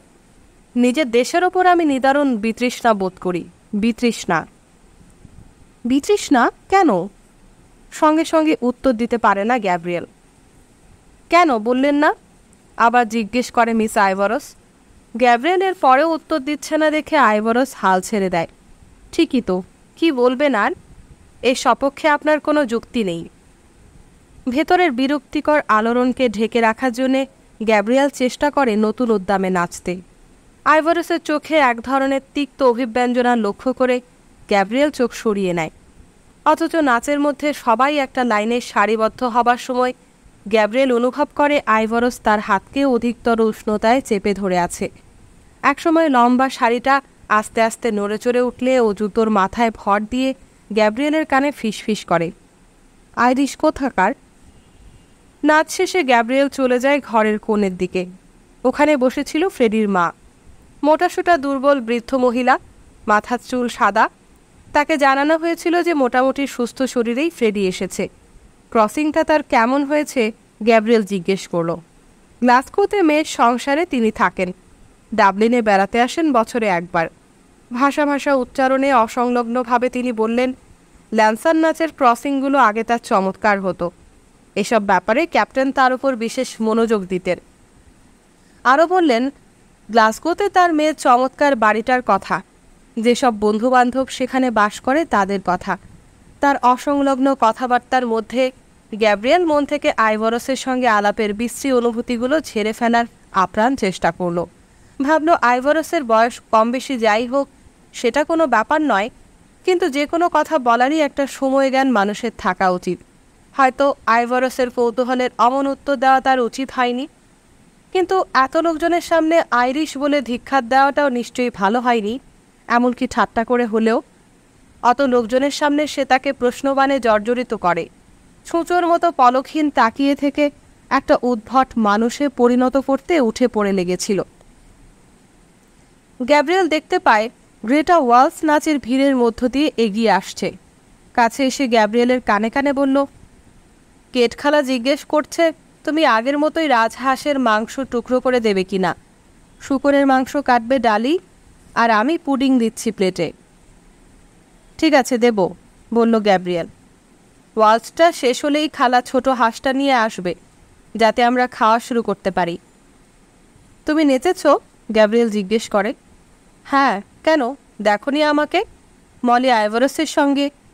তুমি কোন শাড়িতে ছিলে? কোনো শাড়িতে নয়। কেন? ও কি তাই বলেছে? ওই রকম কি যেন বলল, শুনতে পাইনি ঠিক। আমি ডার্সিকে দিয়ে একটা গান গাওয়ানোর চেষ্টা করছিলাম। লোকটা বেশ অহংকারী মনে হলো। এখানে তো কোনো শাড়ি ছিল না। গ্যাব্রিয়েল বেশ মেজাজ নিয়ে বলল, সে শুধু পশ্চিম আয়ারল্যান্ডে বেড়াতে যাবার জন্য আমাকে বলছিল। আমি বলে দিয়েছি তা সম্ভব হবে না। এ কথা শোনার সঙ্গে সঙ্গে গ্রেটা উত্তেজিত হাতে হাত ঘষতে ঘষতে লাফিয়ে উঠল। কেন, চলো না যাই। গলওয়েটা দেখতে আমার যে কি ভালো লাগে। ইচ্ছে করলে তুমি যেতে পারো। গ্যাব্রিয়েলের গলা উৎসাহ শূন্য। পলকের জন্য স্বামীকে দেখে নিয়ে ও ম্যালিনসনের দিকে ফিরল। আপনার স্বামী বড় চমৎকার মানুষ মিসেস ম্যালিনস, বলেই গ্রেটা ঘরের মাঝখান দিয়ে ফিরে গেল। কোনো রকম বিপত্তি বোধ না করেই ম্যালিনস আগের কথার রেশ ধরে তার গল্প বলে চলল গ্যাব্রিয়েলকে। স্কটল্যান্ডের প্রাকৃতিক দৃশ্য কীরকম সুন্দর, আর কত মনোরম জায়গাই না রয়েছে সেখানে। তার মেয়ে জামাই প্রতি বছর তাদের ডেকে নিয়ে যায়, একসঙ্গে মাছ ধরে তারা। জামাইটি দারুণ মাছ শিকারী, একদিন সে বিরাট বড় আর সুন্দর একটা মাছ ধরেছিল। তাদের ডিনারের জন্য সেই মাছটা রান্না করে দিয়েছিল হোটেলের বাবুর্চি। তার অনর্গল কথার সামান্য অংশই গ্যাব্রিয়েলের কানে এলো। খাওয়া শুরু হবে একটু পরেই। তার বক্তৃতায় যেসব উদ্ধৃতি থাকবে সেগুলো নিয়ে আবার ভাবতে লাগলো সে। ঘরের মাছ দিয়ে ফ্রেডিকে তার মায়ের কাছে যেতে দেখে গ্যাব্রিয়েল চেয়ার ছেড়ে দাঁড়ালো, ও যাতে বসতে পারে। জানালার কাছে গিয়ে দাঁড়ালো বিট ধরে। ইতোমধ্যে ঘরটাকে পরিষ্কার করা হয়েছে। পেছনের ঘর থেকে ছুরি বাসনের ঝনঝন শব্দ আসছে। এখনও যারা ড্রয়িং রুমে বসে আছে, নাচের কারণে ক্লান্ত লাগছে তাদেরকে। ছোট ছোট দলে ভাগ হয়ে চুপি স্বরে আলাপ করছে নিজেদের মধ্যে। গ্যাব্রিয়েল উষ্ণ কম্পিত আঙ্গুলে ধরেছিল জানালার শীতল শার্সি। বাইরে ভীষণ ঠান্ডা। এখন একা একা বাইরে হাঁটলে কত ভালো লাগতো, বিশেষ করে নদীর তীর ধরে কিংবা পার্কের মধ্যে। গাছের ডালে হয়তো তুষার জমে আছে, ওয়েলিংটন মিনারের চূড়ায় হয়তো টুপির মতো বরফ জমে জলজল করছে। এরকম মুহূর্তে টেবিলে খেতে বসার চাইতে বাইরে ঘুরে বেড়ানোটা অনেক মজার। গ্যাব্রিয়েল বক্তৃতার শিরোনামের ওপর দ্রুত চোখ বুলিয়ে নেয়। আইরিশ আতিথেয়তা, ওখানকার বেদনাদায়ক স্মৃতিসমূহ, 3টি অমূল গ্রীসীয় দেবী, প্যারিস, তারপর ব্রাউনিংয়ের কবিতার উদ্ধৃতি। নিজের লেখা থেকে ও বিড়বিড় করে একটা লাইন আওড়ালো। একজন মানুষ হৃদয়স্পর্শী সঙ্গীত শুনছে, তা অনুভব করতে পারে আরেকটি মানুষ। লেখাটির খুব প্রশংসা করছিল আইভরস। তার এই প্রশংসা কি সৎ, আন্তরিক? আজ রাতে তাদের মধ্যে যে সন্দেহ প্রবণতা দেখা দিয়েছে, আগে তা ছিল না। ভাবতে ভাবতে একটা চিন্তা আসে তার মাথায়। খাওয়ার টেবিলে নিশ্চয়ই আইভরস বসে থাকবে, আর ও বক্তৃতা করলে আইভরস যদি বিদ্রুপাত্মক চোখে তাকিয়ে থাকে, মনে হতেই শরীর কেমন নিস্তেজ হয়ে ওঠে। বক্তৃতা দিতে গ্যাব্রিয়েল ব্যর্থ হলে ও নিশ্চয়ই দুঃখ পাবে না। হঠাৎ মাথায় অন্য একটা ভাব আসাতে সে আবারও সাহস ফিরে পায়। সে তো কেট আর জুলিয়া খালাকে লক্ষ্য করে বলতে পারে, উপস্থিত সুধীমণ্ডলী, আমাদের সহযোগীদের মধ্যে যারা আজ হারিয়ে যেতে চলেছে, হয়তো তাদের দোষের জন্যেই তা ঘটছে। তারা আজ যারা নবীন, বেশ গুরুত্বপূর্ণ ও অতি শিক্ষিত ছেলেমেয়ে যারা আমাদের সামনে বড় হয়ে উঠছে, তাদের মধ্যে আতিথেয়তা, সরলতা ও মানবিকতার অভাব প্রকটভাবে দেখা যাচ্ছে। তাই তো চমৎকার। কথাটা আসলেই যাদের উদ্দেশ্যে বলা, আইভরস তাদের একজন। যদিও তার খালা দুজন অশিক্ষিত, তাতে কী বা এসে যায়? হঠাৎ একটা গুঞ্জন উঠলে তার মনোযোগ চলে যায় সেদিকে। ফুর্তিতে উজ্জ্বল ব্রাউন জুলিয়া খালার হাত ধরে দরজা পেরিয়ে ভিতরে ঢুকছে। এলোপাতারি করতালির মধ্যে তাকে পিয়ানোর কাছে নিয়ে যাওয়া হলো। মেরি জেন বসল টুলের ওপর। বলা বাহুল্য, জুলিয়া খালার মুখে মৃদু হাসি, আর ঘরের চারপাশে যাতে গলার স্বর পৌঁছাতে পারে সে কথা খেয়াল করে মুখটাকে সে এরই মধ্যে ঘুরিয়ে নিয়েছে সামান্য। ঘরের সমস্ত গুঞ্জন থেমে গেল একটু পরেই। শুরুতেই গ্যাব্রিয়েল ধরতে পারল গানটা। জুলিয়া খালার অনেক পুরনো দিনের একটা গান, অ্যারাইড ফর দ্য ব্রাইডাল। তীক্ষ্ণ ও নিখুঁত সুরে গলা তার দ্রুত ছড়িয়ে পড়ে ঘরময়। খুব তাড়াতাড়ি করে গাইলেও স্বরলিপির কোনো গত তাতে বাদ পড়ল না। গায়িকার মুখের দিকে না তাকিয়ে শুধু গান শুনলে মনে হতে পারত শূন্যে দ্রুত নিরাপদ জানে উড়ে যাবার মতো ভারহীন উত্তাল এক অনুভব যেন। গান শেষ হবার সঙ্গে সঙ্গে গ্যাব্রিয়েল অন্যদের সঙ্গে জোরে হাততালি দিল। টেবিলের ওপার থেকেও সশব্দে হাততালি উঠল। প্রাচীনকালের চামড়া বাঁধানো গানের বইটা বেঁধে পিয়ানোর স্ট্যান্ডে রাখতে রাখতে প্রচণ্ড তালির মধ্যে লাল হয়ে উঠল জুলিয়া খালার মুখ। ফ্রেডি ম্যালিনস এতক্ষণ ঘাড় গুজে চুপচাপ গান শুনছিল। সবার তালি শেষ হয়ে গেলেও সে তখনও তালি বাজিয়ে যাচ্ছিল। খুব উৎসাহে কথা বলছিল মায়ের সঙ্গে। মাও মাথা নেড়ে সম্মতি জানাচ্ছিল তার কথায়। অবশেষে হাততালি দেওয়া থামিয়ে হঠাৎ উঠে দাঁড়ালো। দ্রুত হেঁটে গিয়ে জুলিয়া খালার হাত ধরে ভেতরের উচ্ছ্বাস প্রকাশ করতে না পেরে ফ্রেডি দুহাতে জুলিয়া খালার হাত ধরে ছাকাতে ছাকাতে বলল, এইমাত্র মাকে আমি বলছিলাম।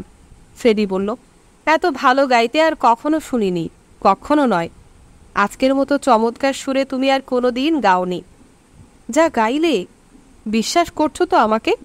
মিথ্যে বলিনি এতটুকুও। কসম কেটে বলছি, একদম সত্যি। এত মিষ্টি, এত নিখুঁত, এত পরিষ্কার গলা তোমার আমি শুনিনি কখনো না। জুলিয়া খালার মুখে পরিতৃপ্তির হাসি। ফ্রেডির মুঠো থেকে হাত ছাড়িয়ে কি যেন বিড়বিড় করে বলে জুলিয়া খালা। ব্রাউন তার দিকে হাত উঁচিয়ে আশেপাশের লোকজনের দৃষ্টি আকর্ষণ করে, যেন মহান কোনো প্রতিভাবানের সঙ্গে পরিচয় করিয়ে দেবে এমন উপস্থাপকীয় ঢং তার। মিস জুলিয়া মরকান, এ যেন আমার সর্বশেষ আবিষ্কার বলে ও নিজেই খুব আন্তরিকভাবে হাসে। ফ্রেডি ম্যালিনোস তার দিকে ফিরে বলল, ভালো হয়েছে ব্রাউন, এ তোমার সত্যিকারের আবিষ্কারই বটে। এখানে আসা অবধি আমি কখনো আধখানা গানও এত ভালো করে গাইতে শুনিনি। এ আমার অন্তরের কথা। আমারও ওই এক কথা, ব্রাউন বলল। মনে হচ্ছে আগের চেয়েও গলা সুন্দর হয়েছে। নম্র গর্বে জুলিয়া কাঁধ ছাকালো। 30 বছর আগেও আমার গলা নেহাত মন্দ ছিল না কিন্তু। জুলিয়াকে আমি প্রায়ই বলতাম।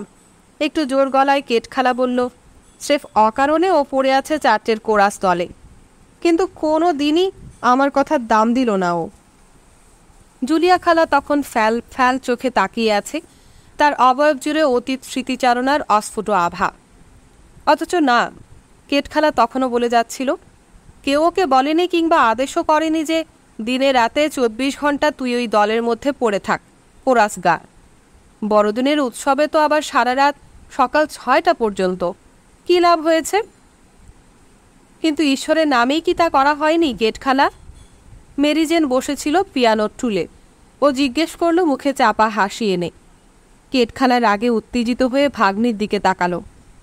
ঈশ্বরের মাহাত্ম্যের সবই আমি জানি মেরিজেন, কিন্তু আমার মনে হয় কোরাস দলে মেয়েদের কাজে লাগানো পোপের জন্য মোটেই সম্মানজনক নয়, কেননা ব্যাপারটা তাদের সেখানে আজীবন কৃতদাস বানিয়ে রাখে।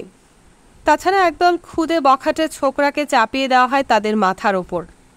পোপ যদি এটা করে তবে বোধহয় চার্চের ভালোই। আবেগের ভারে মেরিজেন কথাটা বলে ফেলেছিল এবং বিষয়টি উত্তেজনাপূর্ণ মনে হয় জুলিয়া খালার সপক্ষে হয়তো মেরিজেন আরও কিছুক্ষণ কথা চালিয়ে যেত, কিন্তু ততক্ষণে নাচ শেষ করে সবাই দরজার কাছাকাছি এসে চুপচাপ দাঁড়িয়ে আছে দেখতে পেয়ে মেরিজেন বলল, কেটখালা, ব্রাউন প্রোটেস্ট্যান্ট, আপনি কিন্তু তার ধর্মবিশ্বাসকে অপমান করছেন। না না, ওরকম কিছু ভেবো না। পোপের অধিকার সম্পর্কে আমি কোনো প্রশ্ন তুলছি না। আমি তো নেহাতি একজন গোবেচারা বৃদ্ধ মহিলা, অমন ভাবনা ভাবি কি করে? বলছিলাম সহজ স্বাভাবিক নম্রতা কৃতজ্ঞতা বলে তো কিছু আছে, তাই না? জুলিয়ার জায়গায় আমি হলে কিন্তু ফাদার হিলির মুখের ওপর বলে বসতাম। তা তো অবশ্যই। তাছাড়া কেটখালা, মেরিজেন বলল, আমাদের সবারই বড় খিদে লেগেছে, আর খিদে পেলে দেখো না আমরা কেমন ঝগড়াটে হয়ে উঠি। শুধু খিদে পেলে নয়, পানার্ত হলেও আমরা কম ঝগড়াটে হই না, ব্রাউন যোগ করল। কাজেই এবার খেয়ে নেওয়াটা বেশ জরুরি, বলল মেরিজেন। আলোচনাটা তারপরেই শেষ করা যাবে ক্ষণ। গ্যাব্রিয়েল দেখল ড্রয়িং রুমের বাইরের সিঁড়ির মুখে তার স্ত্রী এবং মেরিজেন আইভরসকে খেয়ে যাবার জন্য জোর অনুরোধ করছে, কিন্তু আইভরস থাকতে চাচ্ছে না। ততক্ষণে সে টুপি পরে ফেলেছে, লম্বা কোটের বোতাম লাগাচ্ছে।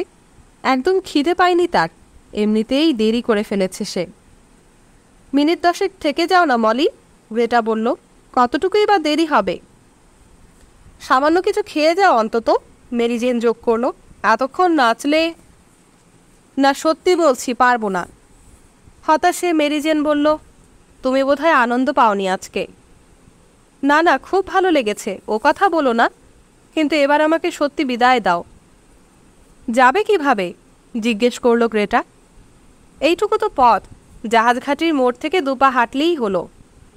দ্বিধা কাটিয়ে গ্যাব্রিয়েল বলল, না গেলেই নয় যদি, তবে আমি তোমাকে এগিয়ে দিতে পারি। আইভরস রীতিমতো দৌড়ে ওদের কাছ থেকে পালিয়ে গেল। কিছু লাগবে না, যেতে যেতে চেঁচিয়ে উঠল সে। আপনারা খেতে শুরু করুন, আমার জন্য ভাববেন না, একাই খুব যেতে পারবো, অসুবিধা হবে না। যাই বলো না, তুমি একটা মেয়ে তো, কৌতুকের স্বরে বলল গ্রেটা। হাসি মুখে সিঁড়ি বেয়ে নামতে নামতে ঝটপট চেঁচিয়ে বলল আইভরস, আসি, সুস্থ থাকবেন সবাই। হা করে তাকিয়েছিল মেরিজেন, তার চোখে মুখে থতমত খাওয়া বিব্রতকর একটা ভাব। সিঁড়ির পিলপে ধরে দাঁড়িয়েছিল গ্রেটা, হলঘর থেকে কিছু শোনা যায় কিনা সেজন্যে। গ্যাব্রিয়েল ভাবল তার কারণেই আইভরস এত দ্রুত চলে গেল, অথচ গ্যাব্রিয়েল তাকে একবারও মন খারাপ করতে দেখেনি। সে তো হাসতে হাসতেই গেল। গ্যাব্রিয়েল কিছু বুঝতে না পেরে সিঁড়ি বরাবর নিচের দিকে চাইল।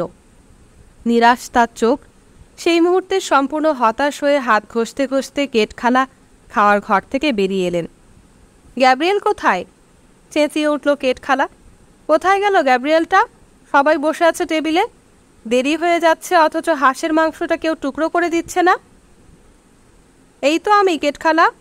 বেশ খানিকটা উদ্দীপনার সঙ্গে গ্যাব্রিয়েল চেঁচিয়ে জবাব দিল। প্রয়োজনে এক ঝাঁক হাঁস আমি কেটে দিতে প্রস্তুত এখন। টেবিলের এক প্রান্তে বড়সড় বাদামি আভার একটা রাজহাঁস রাখা হয়েছে, অন্য প্রান্তে ভাঁজ করা কাগজের ওপর সুগন্ধি মশলার মধ্যে রয়েছে শূকরের উরুর বিরাট মাংসখণ্ড। গোলমরিচ ছিটিয়ে দেওয়া হয়েছে সেটার ওপর। পাশে টুকরো টুকরো করে কাটা পাউরুটি। মাংসখণ্ডটির পায়ের সরু দিকটায় কাগজের ঝালর পেঁচানো। এর পাশে মশলা মাখানো গরুর মাংস। টেবিলের এ প্রান্ত থেকে ও প্রান্ত পর্যন্ত মাঝখান বরাবর দুসার সাইড ডিশ। জেলে লাল আর হলুদ রঙের ছোট ছোট বোতল, খোপ খোপ করা চিতানো একটা প্লেটে ব্ল্যাকমেঞ্চ আর লাল আচার। আরও আছে পাতা আকৃতির বড় সবুজ একটা ডিশ, হাতলটা দেখতে অবিকল গাছের কাণ্ডের মতো। এতে রয়েছে হালকা বেগুনি রঙের কিশমিশ আর খোসা ছাড়ানো বাদাম। পাশে অন্য একটা ডিশে ডুমুর, ডিমের পায়েসের একটা ডিশ, জাফরি কাটা অন্য একটাতে জায়ফল সাজানো, ছোট একটা বাটিতে ভরা চকলেট, সোনালি আর রূপালি কাগজে মোড়া একটা কাঁচের পাত্রে কিছু সরস সবজির খাবার। টেবিলের মাঝখানে পিরামিড আকৃতি নিয়ে প্রহরীর মতো মাথা তুলে আছে ফলের স্তূপ, কমলা, আমেরিকান অ্যাপেল, পুরোনো দিনের কাজ করা ছোট ছোট মোটা কাচের পানপাত্র, একটায় পোর্ট অন্যটায় ডার্কশেরি ভরা। ওদিকে পিয়ানোর উপর পুডিংয়ের পাত্র অপেক্ষা করছে। তার পেছনে 3 সারিতে সাজানো রয়েছে বিয়ারের বোতল, হালকা মদ আর লেমনেড সোডা। এগুলোকে সাজানো হয়েছে বোতলের রং অনুসারে। প্রথম 2 সারিতে বাদামি আর লাল লেভেল আটকানো। তৃতীয় এবং সবচেয়ে ছোট্ট সারিটা হচ্ছে সাদা ও স্বচ্ছ সবুজ রঙের সসেজের। বেশ ক্ষিপ্রতার সঙ্গে গ্যাব্রিয়েল টেবিলের মাথার দিকে গিয়ে বসল। ভালো করে লক্ষ্য করল রোস্ট করা হাঁসটাকে। তারপর শক্তভাবে ছুরি চালালো। অভ্যস্ত বলে স্বাচ্ছন্দ্য বোধ করল সে। এই বিবিধ খাদ্য ভারাক্রান্ত টেবিলের শেষ মাথায় বসে এর থেকে ভালো কিছু করার কথা সে ভাবতেই পারল না। ফার্লং, কি দেব আপনাকে? জিজ্ঞেস করলো ও। একটা ডানা নেন, নাকি এক টুকরা বুকের মাংস দেব? দেন বুকের মাংসের 1 টুকরা। আর হিগিনস, আপনাকে? ধন্যবাদ, যা হোক একটা কিছু দিলেই চলবে। গ্যাব্রিয়েল আর ডালি টেবিলের 2 প্রান্ত থেকে হাঁস এবং শূকরের মশলা দেওয়া মাংসের প্লেট এগিয়ে দিচ্ছিল। ওদিকে লিলি শরীরে সাদা ন্যাপকিন জড়িয়ে ডিশ হাতে ময়দা দিয়ে ভাজা গরম আলু এক এক করে অতিথিদের দিতে শুরু করলো। মেরি জেনের পরিকল্পনা এটা। হাঁসের মাংসের জন্য আপেলের সস দেবার প্রস্তাব তুললে কেটখালা ওসব ছাড়াই হাঁসের রোস্ট ভালো লাগে বলে নাকচ করে দিল। ওভাবে খাওয়াটা তিনি পছন্দ করেন না। মেরি জেন নজর দিল তার ছাত্রদের দিকে। ওরা অবশ্য ভালো টুকরোগুলোই পেয়েছে। কেট আর জুলিয়া খালা বোতলের মুখ খুলে পিয়ানোর উপর থেকে পুরুষদের কাছে বিয়ার এগিয়ে দিলেন আর মেয়েদের দিলেন লেমনেড সোডার বোতল। টেবিলের চারপাশে ফিস ফিস কথা, হাসি আর গুঞ্জন। ছুরি কাটা চামচের জন্য অনুরোধ, পাল্টা অনুরোধ, কেউ ছিপি খুলতে বলছে। ওদিকে গ্লাস টপারের জন্যে টেবিল জোড়া উঠছে, গোলমেলে কোলাহল। প্রথমটা শেষ করতেই গ্যাব্রিয়েল আরেকটা হাঁসের মাংস কাটতে শুরু করলো। ও খাচ্ছে না দেখে সবাই আপত্তি তুললে বেশ কৌতুকের ঢঙ্গে 1 টুকরো মাংস নিয়ে ও শুরু করলো ছিপতে। মেরি যেন খাবারের জন্য বসে পড়ল, কিন্তু কেট আর জুলিয়া খালা তখনও টেবিলের চারধারে পায়চারি করে সবার দিকে লক্ষ্য রাখতে ব্যস্ত। প্রত্যেক চেয়ারের পেছনে দাঁড়িয়ে জিজ্ঞেস করছে কারো কিছু লাগবে কিনা। ব্রাউন ওদেরকেও খেয়ে নেবার জন্য অনুরোধ করল। গ্যাব্রিয়েলও একই অনুরোধ করলে ওরা বলল অনেক সময় আছে, তোমরা খেয়ে নাও। অবশেষে ফ্রেডি উঠে কেট খালাকে ধরে চারদিকের মৃদু কলহাস্যের মাঝে নিজের চেয়ারে ধূপ করে বসিয়ে দিল। সবাইকে ঠিকমতো পরিবেশন করা হয়ে গেলে গ্যাব্রিয়েল হাসতে হাসতে বলল, রসিক মানুষেরা যাকে বলে পেটু, সে ধরনের কেউ থাকলে আমাকে আদেশ করতে পারেন, কিছু লাগবে কি কারো? এবার সকলেই তাকে খাবার জন্য ধরল। লিলি ডিশের 3 টুকরো আলু ভাজা নিয়ে এগিয়ে এলো।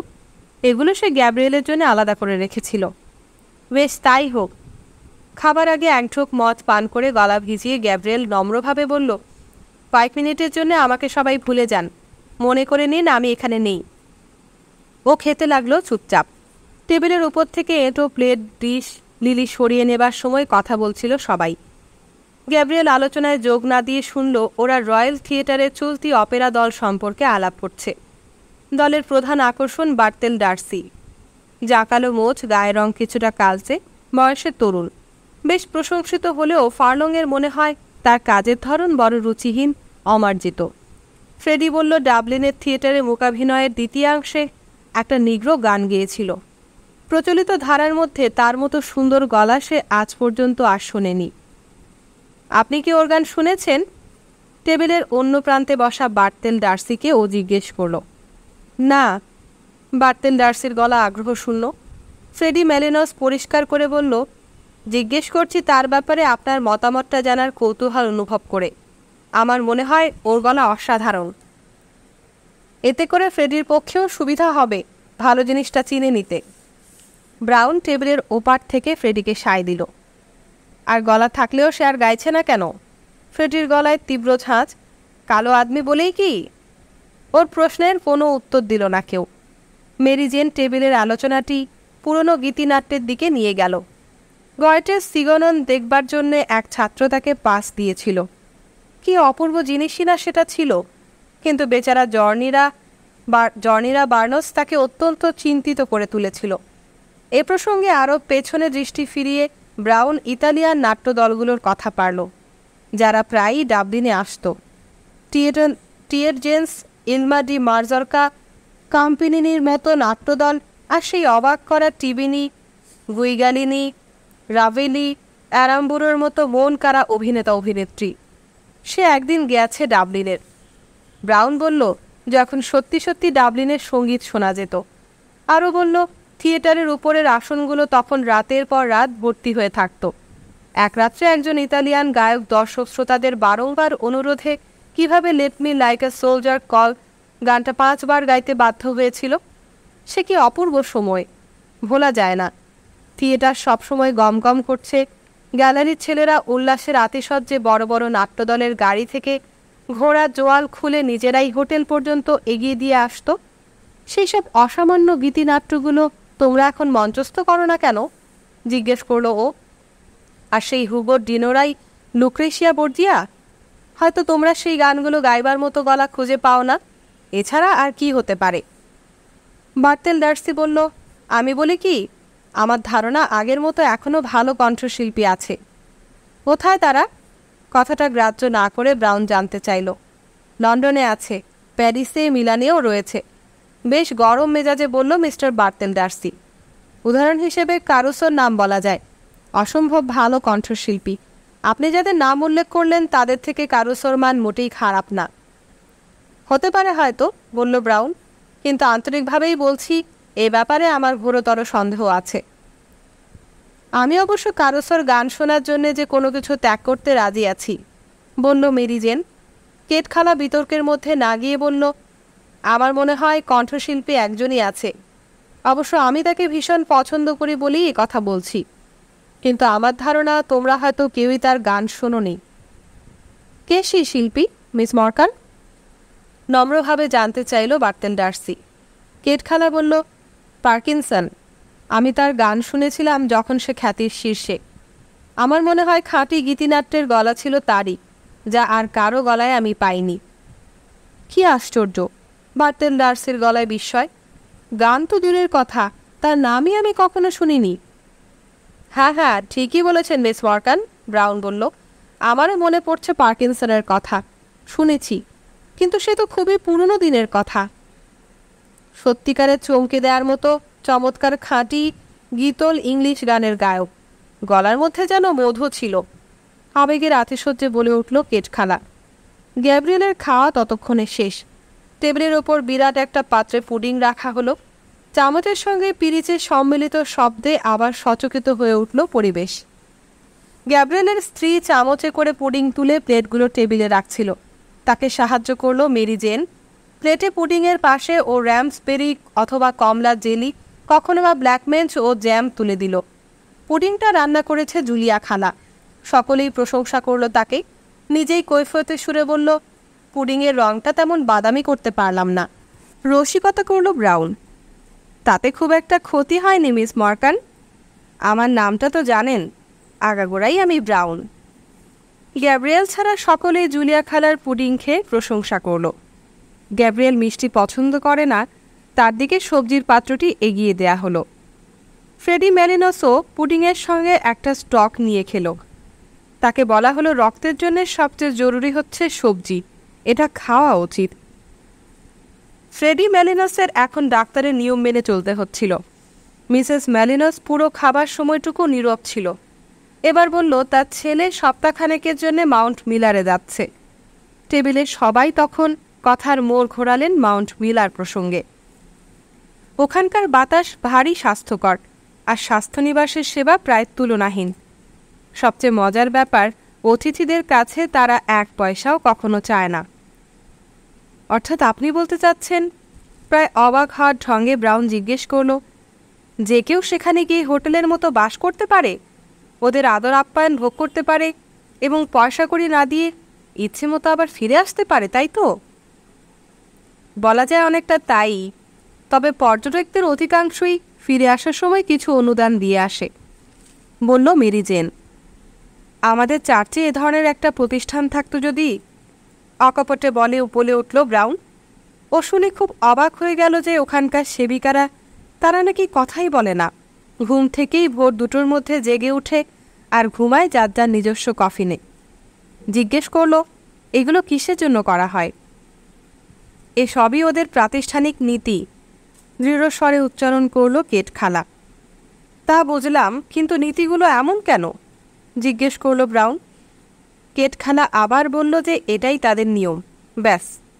ব্রাউনকে দেখে মনে হলো যেন জিনিসটা এখনও তার মাথায় ঢোকেনি। ফ্রেডি ম্যালিনস যতদূর সম্ভব বোঝাতে চেষ্টা করল যে মঠের বাইরে পৃথিবীর সমস্ত পাপীরা যে পাপ করে তার কিছুটা স্খলন করার জন্যই ওরা চেষ্টা করছে। এই বিশ্লেষণটুকুও তৃপ্ত করতে না পারায় ব্রাউন বিড়বিড় করে উঠল, ব্যাপারটা খুবই প্রশংসাযোগ্য, কিন্তু তাই বলে গদিওয়ালা একটু আরামের বিছানার বদলে একেবারে কফিন? হ্যাঁ, কফিনই, মেরি জেন বলল, কেননা সমস্ত জীবনের শেষে এটাই তাদের অন্তিম প্রাপ্য। আলোচনা ক্রমাগত একটা বিষাদময় বাস্তবতার দিকে চলে যেতে চাইলে সমস্ত টেবিল জুড়ে দেখা দেয় অখণ্ড নীরবতা। এই ফাঁকে শোনা গেল মিসেস ম্যালিনস তার পাশের জনকে ফিসফিস করে বলছেন, মঠের সন্ন্যাসীরা ভীষণ ভালো মানুষ গো, বড় ধার্মিক। কিশমিশ, বাদাম, ডুমুর, আপেল, কমলা, চকলেট, মিষ্টি ইতোমধ্যে টেবিল থেকে সরিয়ে নেওয়া হয়েছে। জুলিয়া খালা এবার সবাইকে পোর্ট কিংবা শেরি পানের জন্য আহ্বান জানালো। বার্তেল ডার্সি প্রথমে 2টোর কোনোটাই নিতে না চাইলে তার পাশের কে একজন কোনোয়ের ধাক্কা মেরে কানে কানে কি যেন বলল। তাতে করে ও তার গ্লাসটা তুলে নিল।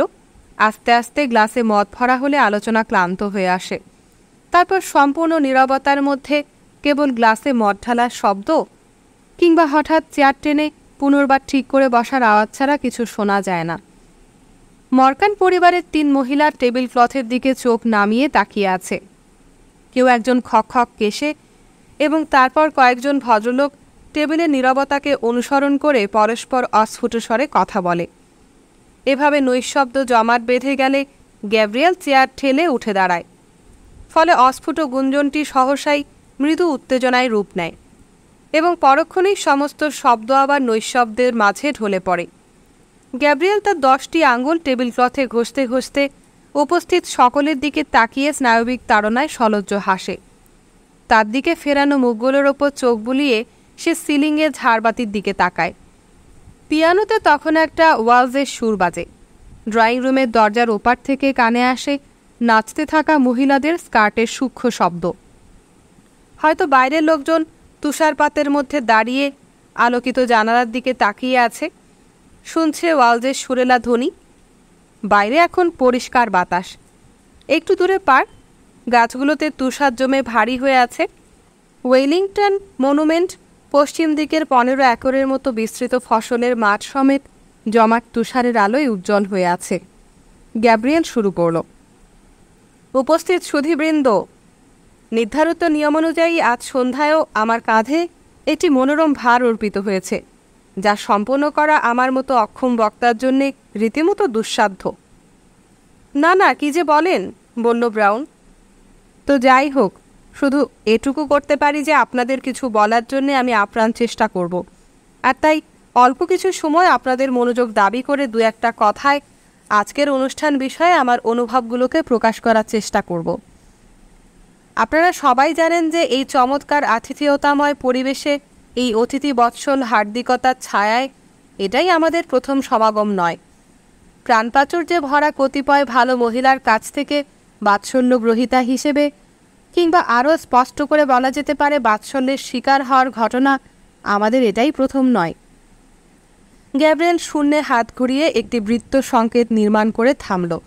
প্রশংসাবানে লাল হয়ে ওঠা কেট, জুলিয়া ও মেরি জেনের দিকে তাকিয়ে হেসে উঠল সকলেই। গ্যাব্রিয়েলের গলায় তখন বেশ আত্মবিশ্বাস। যতই সময় যাচ্ছে, বছর ঘুরে নতুন বছর আসছে, ততই আমি আরও প্রবলভাবে বুঝতে পারছি যে আমাদের দেশে কোথাও এরকম অনুষ্ঠানের ঐতিহ্য এখন নেই, যাদের অতিথি সৎকারের ধরন দেখে আমরা হীনবোধ করতে পারি। এ যাবৎকালের অভিজ্ঞতায় আমি নিশ্চিতভাবেই বলতে পারি যে আধুনিক জাতিসমূহের মধ্যে এটা এক অনন্য ঐতিহ্য বৈকি। বাইরের গুটি কয়েক দেশও আমি ঘুরে বেরিয়েছি। কেউ হয়তো বলতে পারে আমরা যা করেছি অহংকার করার মতো তা কিছু নয়, বরং এ আমাদের ব্যর্থতারই ইঙ্গিত বহন করে। কিন্তু তা স্বীকার করলেও আমার মনে হয় এটা একটা রাজসিক ব্যর্থতা, আর আমার বিশ্বাস দীর্ঘদিন তা আমাদের মধ্যে চলতে থাকবে। এই একটি ব্যাপারে আমি সম্পূর্ণ নিশ্চিত, যতদিন ধরে এই সরলচিত্ত মহিলারা এই ছাদের নিচে আছেন, ততদিন এবং আরও বহু বহু অনাগত কাল পর্যন্ত আন্তরিকভাবে বিশ্বাস করি তারা পালন করে যাবেন এই উষ্ণ আন্তরিক খাঁটি আইরিশ অতিথি সৎকারের নমুনা, যা আমাদের কাছে হস্তান্তরিত করে গেছেন আমাদের পূর্বপুরুষেরা। এই ধারাটি পরবর্তী প্রজন্মের হাতে তুলে দেবার দায়ও আমাদের, অন্তত যে ঐতিহ্যটুকু এখনও আমাদের মধ্যে টিকে আছে। টেবিলের চতুর্দিক থেকে সম্মতির একটা সম্মিলিত কলধ্বনি গাছহারা দিয়ে উঠল। আইভরসের কথা মনে পড়তে একটু বেদনা অনুভব করল গ্যাব্রিয়েল। ও নেই, সৌজনের সামান্য বালাই গায়ে না তুলে ও পালিয়ে গেল। তবুও গ্যাব্রিয়েল আত্মবিশ্বাসে ভর করে বলে চলল, সুধীবৃন্দ, আমাদের সামনে নবীন প্রজন্ম বেড়ে উঠছে নতুন চিন্তাধারায়, নতুন নৈতিক বিশ্বাসে স্পন্দিত হয়ে। আমি বিশ্বাস করি এইসব নতুন চিন্তাধারার উদ্দীপনা অত্যন্ত গুরুত্বপূর্ণ এবং উৎসাহব্যঞ্জক, এমনকি এগুলো যদি ভুল পথে চালিত হয় তাও। অথচ আমরা এদিকে পলায়নবাদী মানসিকতা নিয়ে বাস করছি, যে কারণে মাঝে মধ্যে এই নবযুগের শিক্ষিত অতিশিক্ষিতদের কথা ভেবে আমি ভয় পাই। সম্ভবত এদের মধ্যে যেসব মানবিকতা, আতিথেয়তা, স্বাভাবিক সরলতার মতো অন্তর্গত গুণাবলীর ঘাটতি দেখা দিতে যাচ্ছে, সেগুলো সুলভ ছিল প্রাচীন আমলে। আজ রাতে অতীতের মহান গায়কদের নামগুলো শুনতে শুনতে আমার এরকম মনে হচ্ছিল। স্বীকার না করে উপায় নেই, আমরা স্বভাবতই একটা অবমূল্যের যুগে বাস করছি। অথচ অতিরঞ্জন না করে বলা যায় সে দিনগুলো ছিল আমাদের অহংকার করার মতো। তাই তারা যাতে বিস্মৃতির ওপারে বিলীন হয়ে না যান, সেজন্যে আমরা অন্তত এরকম ঘরোয়া অনুষ্ঠানগুলোতে জড়ো হয়ে যেন তাদের কথা বলি, স্মরণ করি গর্বের সঙ্গে। তাদের প্রতি ভালোবাসার কারণেই, বিশেষ করে সেই সব মৃত মহান মনীষীদের যাদের খ্যাতি পৃথিবী আজও ভুলতে পারেনি এবং এখনও যারা আমাদের হৃদয়কে মুগ্ধতায় আলোড়িত করে। সাবাস সাবাস, প্রায় চেঁচিয়ে উঠল ব্রাউন। সেজন্যই বিলম্ব না করে গ্যাব্রিয়েল বলে চলল, তার গলার স্বর এখন বেশ খানিকটা নিচু খাঁদে। অতীতের চিন্তাভাবনা, নবীনদের কথা, তাদের পরিবর্তনের ধারা সব নিয়ে ভাবতে হবে আমাদের। আর আজকের অনুষ্ঠানে সেই সব অনুপস্থিত মুখগুলো, যাদেরকে আমরা হারিয়ে ফেলেছি, যাদের বেদনাময় স্মৃতি প্রতি মুহূর্তেই আমাদের মনে ভিড় করে আসে, তাদের কথা ও কাজ ভুলে গেলে কখনোই আমরা নিজেদের করণীয় কর্তব্যগুলো সম্পন্ন করে সাহসী মানুষের মতো আমাদের উদ্দেশ্যের অন্তরাত্মাকে স্পর্শ করতে পারবো না। আমরা যারা বেঁচে আছি তাদের সকলেরই আছে দায়িত্ব, কর্তব্য, মানুষের প্রতি ভালোবাসা, আর ওই সব লক্ষ্যে পৌঁছবার জন্যে প্রয়োজন নিরবচ্ছিন্ন অধ্যাবসায় উদ্যম। তাই স্রেফ অতীতের কথা নিয়ে আমি সময়ক্ষেপ করব না। অবশ্য ধোঁয়াটে নৈতিকতার ব্যাপারটিও আজ আমি কারো ওপর চাপাতে চাইছি না, কেননা আজ আমরা আমাদের দৈনন্দিন রুটিন বাঁধা হুড়োহুড়ি, ব্যস্ততা ও গতিচঞ্চল এই জীবনের ভেতর থেকে ছুটি নিয়ে কয়েকটি মুহূর্তের জন্য জড়ো হয়েছি। পরস্পরের সঙ্গে কথা বলছি বন্ধুর মতো, একান্ত সহকর্মীর মতো। যদিও তা একটা নির্দিষ্ট পরিসীমার মধ্যে, তবুও আন্তরিক উদ্দীপনায় পরস্পরকে তো ভাবতে পারছি সহমর্মী। আর এসবই ঘটছে ওদের অতিথি হতে পারার সৌভাগ্যে। ওদেরকে কী বা বলা যায় নাকি সৌন্দর্যের 3 গ্রীসীয় দেবীর মতো ডাবলিনের সঙ্গীত জগতের এরা দেবীত্রয়। গ্যাব্রিয়েলের এই মন্তব্যে সমস্ত টেবিল সম্মতির হাসি, কোলাহল ও করতালিতে মুখর হয়ে উঠল। জুলিয়া খালা জিজ্ঞেস করল, গ্যাব্রিয়েল কি বলছে? বলছে আমরা 3 জন নাকি সঙ্গীতের 3 দেবী, বলল মেরি। ব্যাপারটা তখনও জুলিয়া খালার কাছে স্পষ্ট হলো না। মুখ তুলে গ্যাব্রিয়েলের দিকে চেয়ে ক্ষণিক হেসে উঠল। গ্যাব্রিয়েল তখনও বলে চলল আগের রেশ ধরে, উপস্থিত সুধীবৃন্দ, প্যারিসে এ ধরনের অনুষ্ঠানের সচরাচর যা ঘটে থাকে, আমি সেরকম কিছু করবার চেষ্টা আজ করব না। এই ত্রয়ী প্রতিভার মধ্য থেকে শ্রেষ্ঠকে নির্বাচনের চেষ্টাও করব না আমি। সেটা নেহাতি বালখিল্যতা হয়ে উঠবে, সবাইকে ছোট করা হবে। তাছাড়া আমার ক্ষুদ্র ক্ষমতায় তা অসম্ভবও বটে। যখনই আমি ওদের কোনো একজনকে দেখি, ধরুন তিনি আমাদের প্রধান নিমন্ত্রক, যার মন সৎ, বড় বেশি সৎ আর ভালো, এত ভালো যে ইতিমধ্যেই তাকে যারা চেনেন তাদের সবার কাছেই তিনি প্রবাদতুল্য হয়ে আছেন। অথবা তার বোন, যার মন চিরকালই যৌবন চাঞ্চল্যে ভরপুর, যার গানের গলা আজও আমাদের বিস্মিত করে, আজকেও আমরা যার প্রমাণ পেয়ে অভিভূত হয়েছি। কিংবা শেষতমার কথাই যদি ধরি, তিনিও মেধাবী, প্রফুল্লতায় পরিপূর্ণ, কঠোর পরিশ্রমী।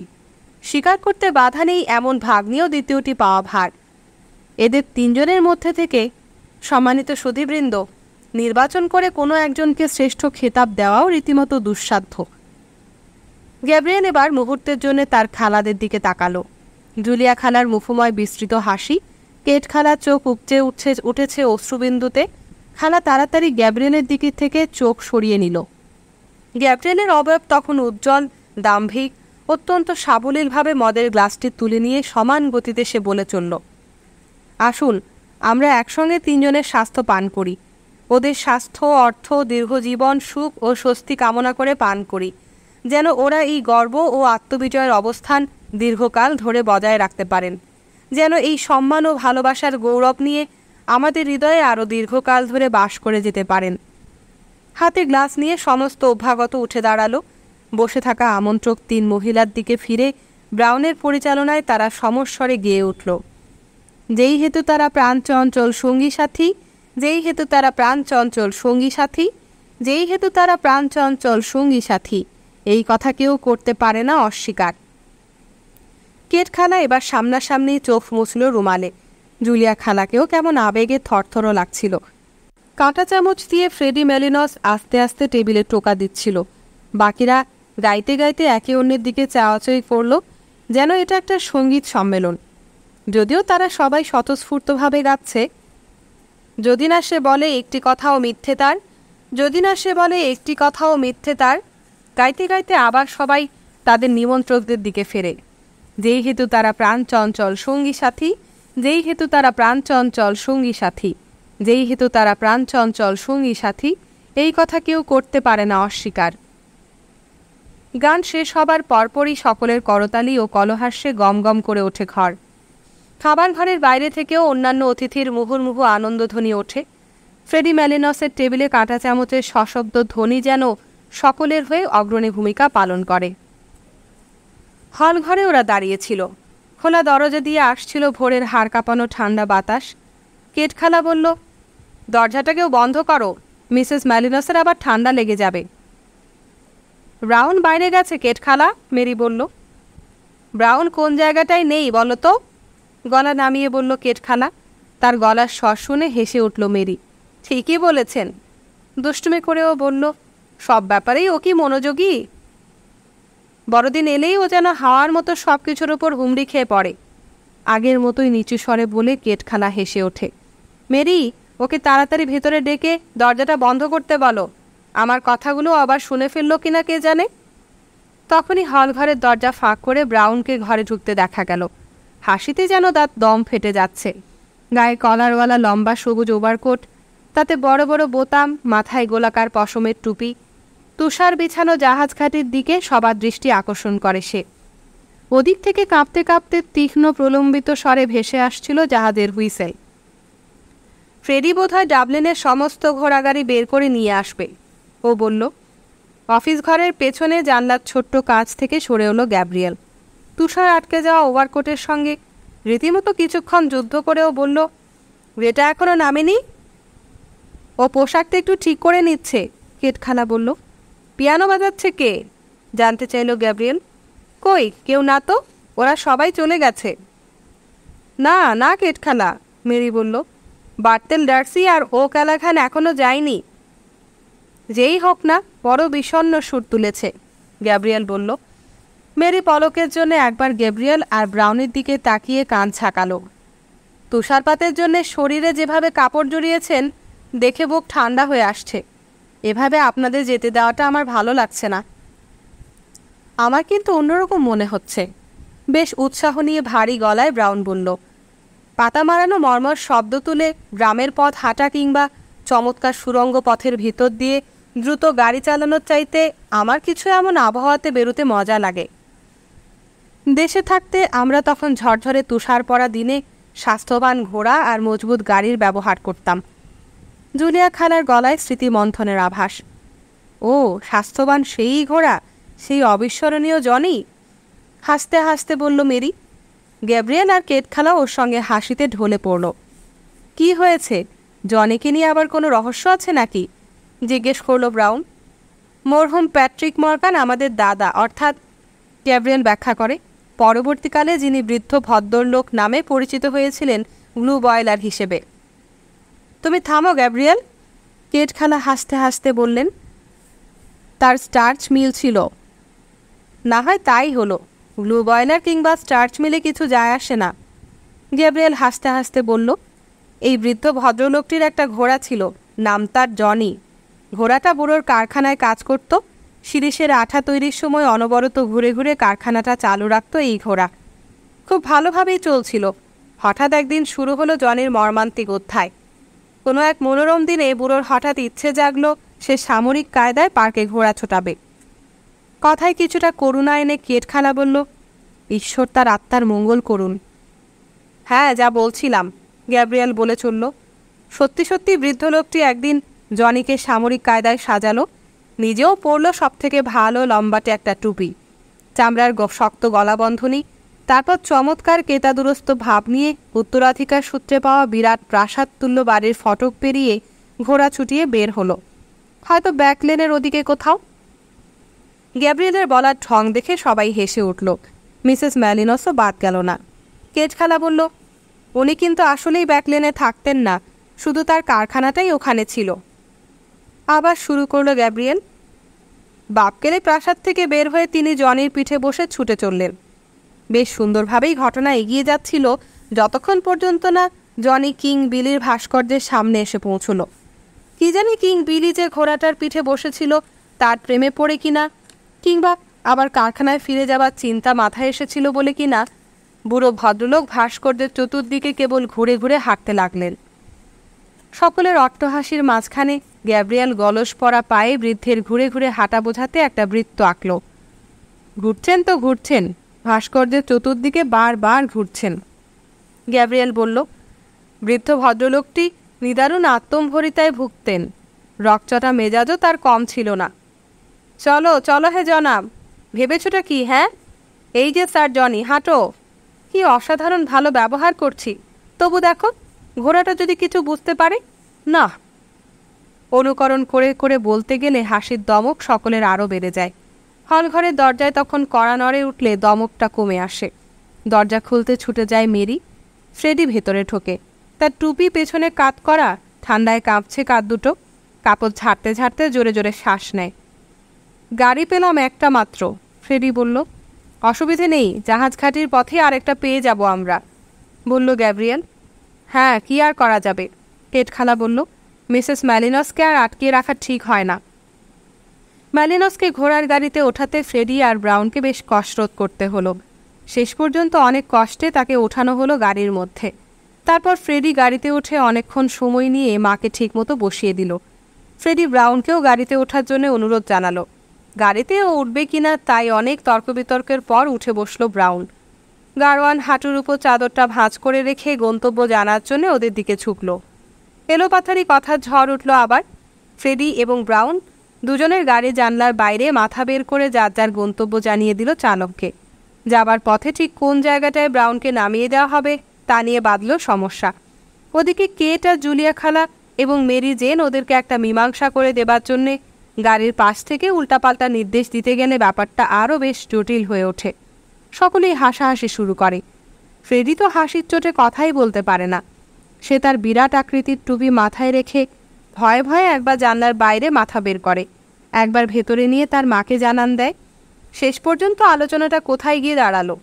অবশেষে হতভম্ব গাড়োয়ানের দিকে ফিরে ব্রাউন সকলের উচ্চণ্ড হাসির মধ্যেই চিৎকার করে ওঠে, ট্রিনিটি কলেজ চেনো তুমি? জি স্যার, গাড়োয়ান জবাব দেয়। চমৎকার, একেবারে ট্রিনিটি কলেজের ফটকের দিকে ঘোড়া ছোটাও, ব্রাউন বলল। তোমাকে কোথায় যেতে হবে বুঝেছ তো? জি স্যার।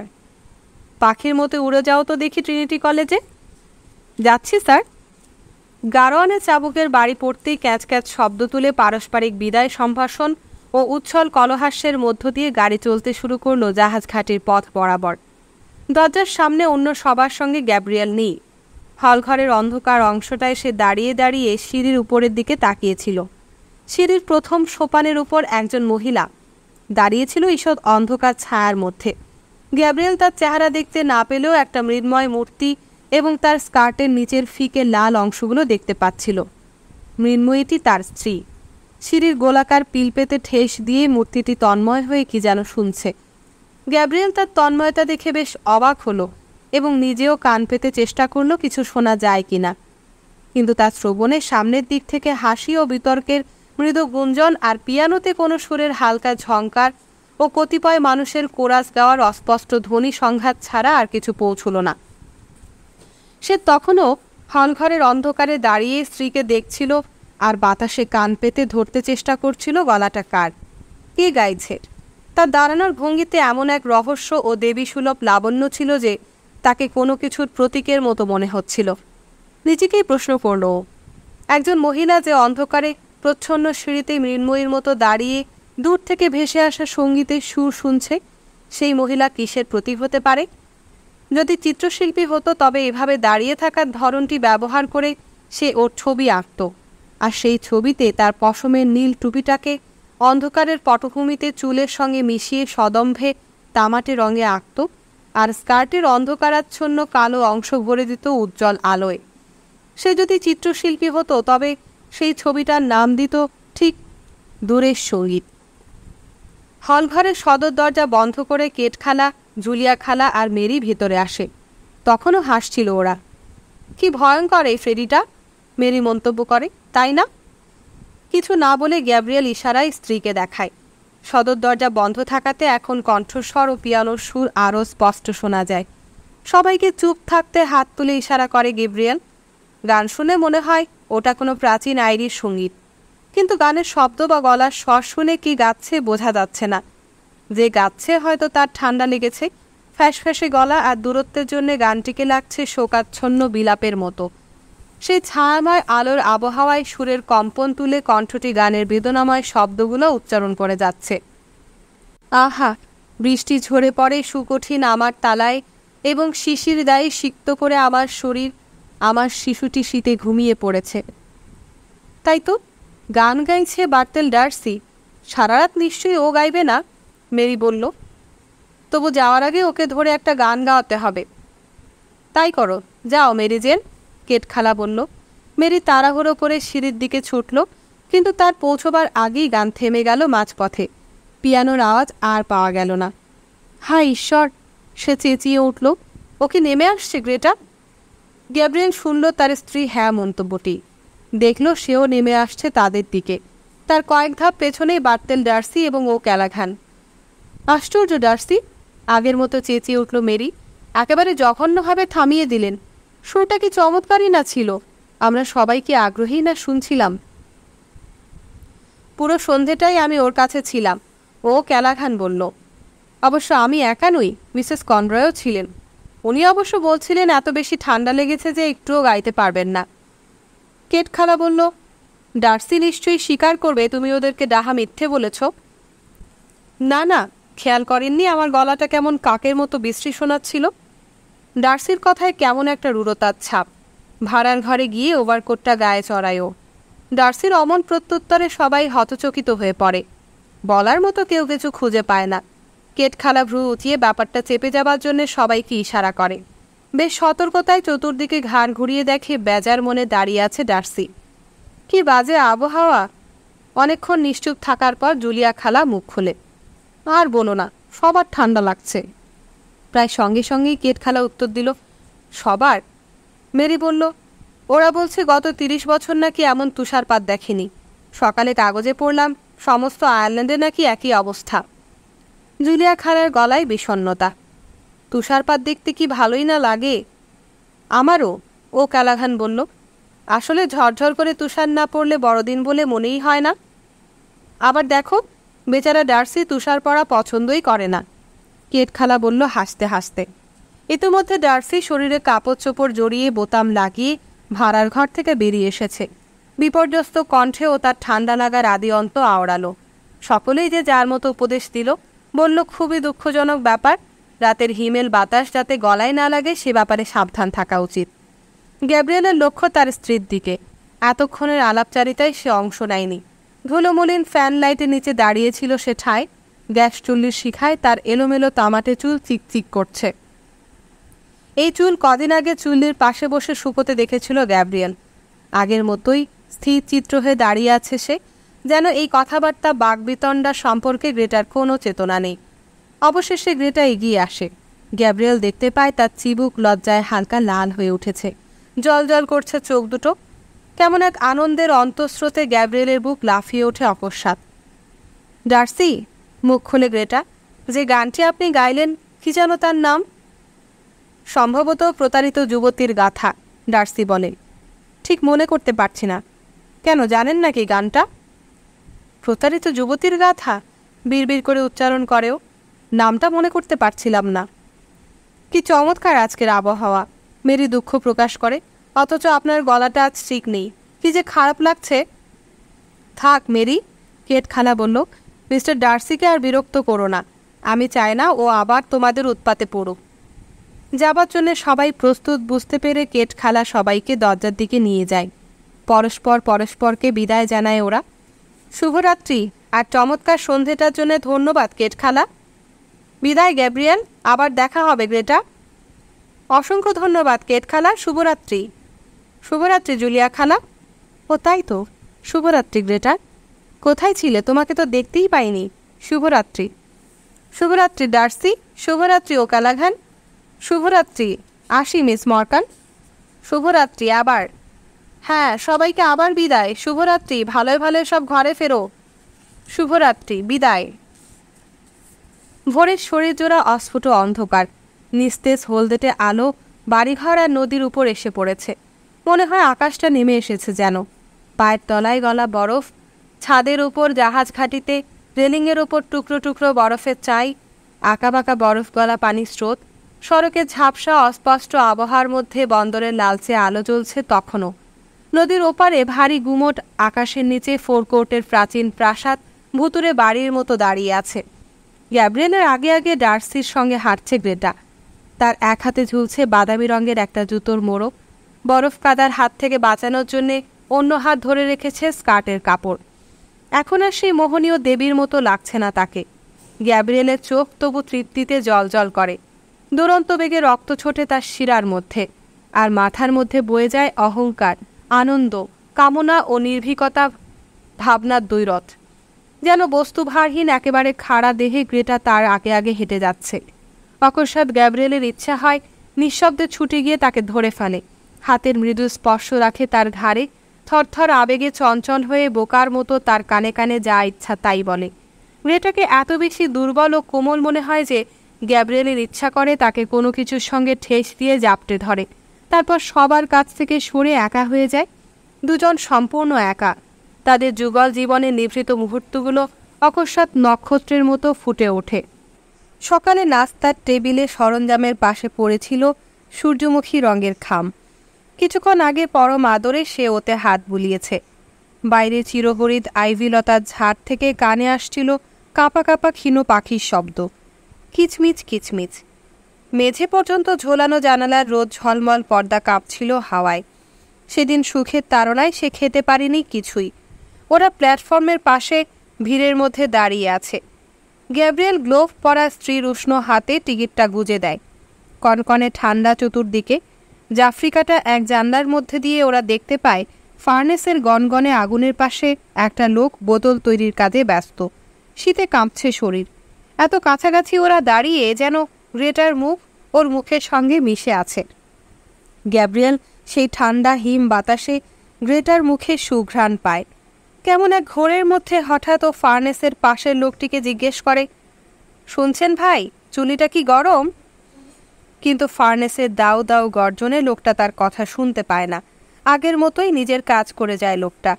শুনতে পেলে সে হয়তো বাজে কোনো উত্তর দিত। তখনও গ্যাব্রিয়েলের বুকে অদ্ভুত এক উষ্ণ উল্লাস ঢেউ খেলে ছড়িয়ে থাকে শরীরের ধমনী আর শিরায়। কামনাকম্পিত থরথর নক্ষত্রের মতো তাদের যুগল জীবনের উষ্ণতম মুহূর্তগুলো, যা ওরা ছাড়া কেউ জানে না, জানবে না কোনো দিন, স্মৃতিতে জ্বলে উঠে তাকে আলোড়িত করে। মনে প্রাণে ওইসব মুহূর্তগুলোকে সে আবার ফিরে পেতে চায়। ইচ্ছে হয় এই দীর্ঘদিন ধরে তাদের স্থূল একঘেয়ে জীবনের যন্ত্রণাকে গ্রেটার মন থেকে মুছে দিতে, আর স্মরণ করিয়ে দিতে সেই সব দুর্দান্ত উত্তেজক সময়গুলোকে। মনে হয় কত বছর ধরে গ্রেটার মনে তৃপ্তি নেই, গ্যাব্রিয়েলের নিজেরও না। ওদের ছেলে মেয়ে, নিজস্ব লেখাজোখা, স্ত্রীর গৃহকর্মের দেখাশোনা, কোনো কিছুই এখন হৃদয়ের কামনার আগুনকে তৃপ্তি দিতে পারছে না। এমনই এক সময় গ্যাব্রিয়েল চিঠিতে তার স্ত্রীকে একবার লিখেছিল, কেন এমন হয় যে সমস্ত শব্দগুলোকেই আমার কাছে খুব স্থূল আর বরফের মতো ঠান্ডা লাগে? এটা কি হয় তোমার নামের মতো অমন কামষ্ণ আর কিছুকেই ভাবতে পারি না বলে? দূরের সঙ্গীতের মতোই এই শব্দগুলো কয়েক বছর আগে অতীতের গর্ভ থেকে জন্ম নিয়েছিল তার মনে। তাই সে লিখেছিল। সে কথা স্মরণ করে স্ত্রীর সঙ্গে একটু একলা থাকতে নিদারুণ আকাঙ্ক্ষা হয় তার। গ্রেটা আর সে ছাড়া সবাই চলে গেলেই কেবল তারা দুজন একাকী হতে পারবে। গ্যাব্রিয়েল হয়তো মোলায়েম স্বরে ডাকবে, গ্রেটা। হয়তো তখনই সে শুনতে পাবে না, হয়তো তখন সে কাপড় বদলাতে ব্যস্ত থাকবে, কিংবা গ্যাব্রিয়েলের স্বরে হয়তো এমন কোনো রহস্য তৈরি হবে যা তার স্ত্রীকে আমূল নাড়িয়ে দেবে। গ্যাব্রিয়েলের দিকে ফিরবে, হয়তো তাকিয়ে থাকবে অনেকক্ষণ তার দিকে। উইনেটাভান সড়কের এক কোণে তারা একটা ঘোড়ার গাড়ি দেখতে পায়।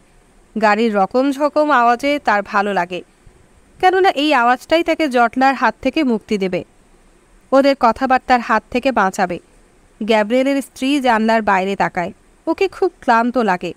অন্যেরা এটা ওটা বলাবলি করে, কোনো বাড়ি দেখিয়ে কিংবা কোনো রাস্তার দিকে ইঙ্গিত করে।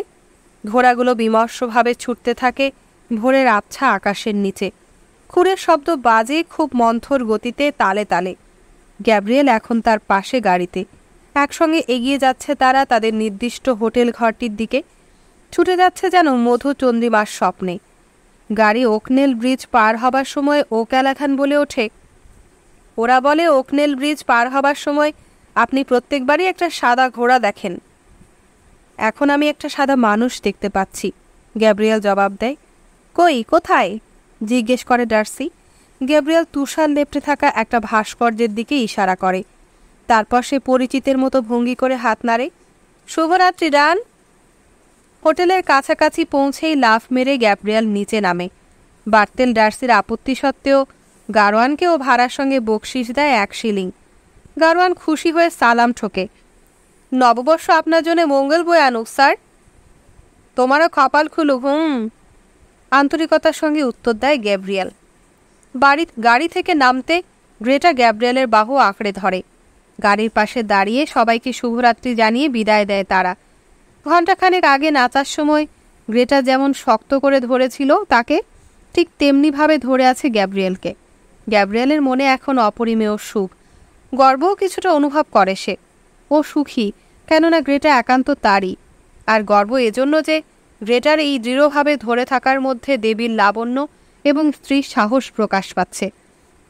কিন্তু এই মুহূর্তে পুনর্বার হাজারো স্মৃতি মনে পড়ায় যেন একটা আগুনের উষ্ণ হলকা বয়ে যায় তার শরীরের অস্বাভাবিক ও প্রগাঢ় প্রথম স্পর্শ। এই স্পর্শে গ্যাব্রিয়েলের ভিতর তীব্র কামনা জাগিয়ে তোলে। তাই গ্রেটার গ্লোভ পরা হাতটাকে গ্যাব্রিয়েল নিঃশব্দে চাপ দিয়ে কাছে টেনে নেয়। হোটেলের দরজায় এভাবে দাঁড়িয়ে থাকতে থাকতে গ্যাব্রিয়েলের মনে হয় যেন জীবন থেকে, জীবনের আকাঙ্ক্ষা ও আশ্বাদ থেকে দীর্ঘদিন ওরা পালিয়ে গিয়েছিল দূরে কোথাও, বন্ধুবান্ধব ছেড়ে, বাড়িঘর ছেড়ে, এবং আজকে বহুদিন পর তারা যেন আবার উন্মুক্ত আকাঙ্ক্ষায় বন্য জানোয়ারের মতো বিস্ফারিত হৃদয়ে ফিরে এসেছে নতুন কিছুর জন্যে, নতুন কিছুর ভিতর প্রজ্জ্বল হবার জন্যে। হোটেলের হলঘরে তখন তন্দ্রাচ্ছন্ন একজন বৃদ্ধ চেয়ারের হাতলে মাথা রেখে ঝিমুচ্ছিল। একটা মোমবাতি জ্বালিয়ে গ্যাব্রিয়েল লোকটার সামনে দিয়ে সিঁড়ির দিকে এগিয়ে গেলে পেছনে সে তাকে নিঃশব্দে অনুসরণ করে। মোটা ঘন কার্পেট বিছানো সিঁড়ির সোপান বেয়ে তারা নিঃশব্দে উপর দিকে উঠতে থাকে। গ্রেটা আসে বেয়ারার পেছনে পেছনে, মাথা উঁচিয়ে দেখতে চেষ্টা করে উপর দিকটা। শীতে কাঁপা গ্রেটার ঠান্ডা কাঁধ যেন বোঝার ভারে কিছুটা চেপে আছে। শক্ত করে কোমর আঁকড়ে আছে তার স্কার্ট। গ্যাব্রিয়েল তার কোমর জড়িয়ে ধরে রাখতে পারত আগের মতোই, কিন্তু এখনও তার হাত কামনায় মৃদু কাঁপছে। ইচ্ছে হয় তাকে জড়িয়ে ধরে, না পেরে ও জন্তুর মতো নিজের হাত মুষ্টি পাকিয়ে চেপে ধরে। হাতের তালুতে গেঁথে যায় নখ, তাতে কিছুটা প্রশমিত হয় গ্যাব্রিয়েল। সিঁড়ির এক জায়গায় থেমে বেয়ারা মোমবাতি লাগায় একটা খাঁজে। অন্ধকার নৈশব্দে গ্যাব্রিয়েল শুনতে পায় মোমদানিতে গলে পড়া মোমের শব্দ, আর পাঁজরের মধ্যে উত্তেজিত হৃৎপিণ্ডে নিরন্তর লাফালাফি। বেয়ারা তাদেরকে করিডোর বরাবর এগিয়ে নিয়ে একটা দরজা খুলে দেয়। তারপর অন্য মোমবাতিটা টেবিলে নামিয়ে রেখে জিজ্ঞেস করে সকাল কটার সময় ডেকে তুলতে হবে। 8টায়, গ্যাব্রিয়েল তাকে জানায়। বেয়ারা বৈদ্যুতিক বাতির সুইচ আঙুল দিয়ে দেখিয়ে কিছু বলতে গেলে গ্যাব্রিয়েল থামিয়ে দেয়। বাতির কোনো প্রয়োজন নেই, রাস্তা থেকেই যথেষ্ট আলো আসছে। আর শোনো, গ্যাব্রিয়েল মোমবাতির দিকে ইশারা করে, তুমি ওই স্বাস্থ্যবান জিনিসটাকে বরং ভালো মানুষের মতো নিয়ে যাও। বেয়ারা ধীরে সুস্থে মোমবাতিটা তুলে নেয়। এমন একজন চমৎকার মেজাজের মানুষ দেখে সে অবাকও কম হয় না। ফিসফিস করে শুভরাত্রি জানিয়ে চলে যায় সে। সঙ্গে সঙ্গে দরজায় তালা দিয়ে দেয় গ্যাব্রিয়েল। রাস্তার ল্যাম্পপোস্ট থেকে অন্ধকারের সঙ্গে গলাগলি করে একটা আলোক রেখা জানলা গলে বন্ধ দরজার পিঠে পড়ে। ওভারকোট টাই খুলে ছুঁড়ে দেয় চেয়ারের ওপর। ঘরের মাঝখান দিয়ে হেঁটে যায় জানলার কাছে। আবেগের উত্তাপ কিছু শান্ত করার প্রয়োজন বোধ করে স্থিরভাবে দাঁড়িয়ে দাঁড়িয়ে রাস্তার দিকে চোখ মেলে গ্যাব্রিয়েল। তারপর জানালা থেকে ঘুরে আলোর দিকে পিঠ ফিরিয়ে আলমারি ঘেঁষে দাঁড়ায়। টুপি কেলাক খুলে মানুষ সমান লম্বা একটা আয়নার সামনে দাঁড়িয়ে গ্রেটা তখন কোমর বন্ধনী খুলছে। চুপি চুপি কিছুক্ষণ তাকে লক্ষ্য করে গ্যাব্রিয়েল অস্ফুট উচ্চারণ করে, গ্রেটা। আস্তে করে আয়না থেকে ফিরে আলোর রেখা ধরে ও গ্যাব্রিয়েলের দিকে এগিয়ে আসে। তার মুখে এমনই এক চিন্তার ছায়া, বেদনা ভরা গাম্ভীর্যের প্রলেপ যে গ্যাব্রিয়েল কিছু বলতে পারে না। না, এখনই না, এখনো সময় হয়নি।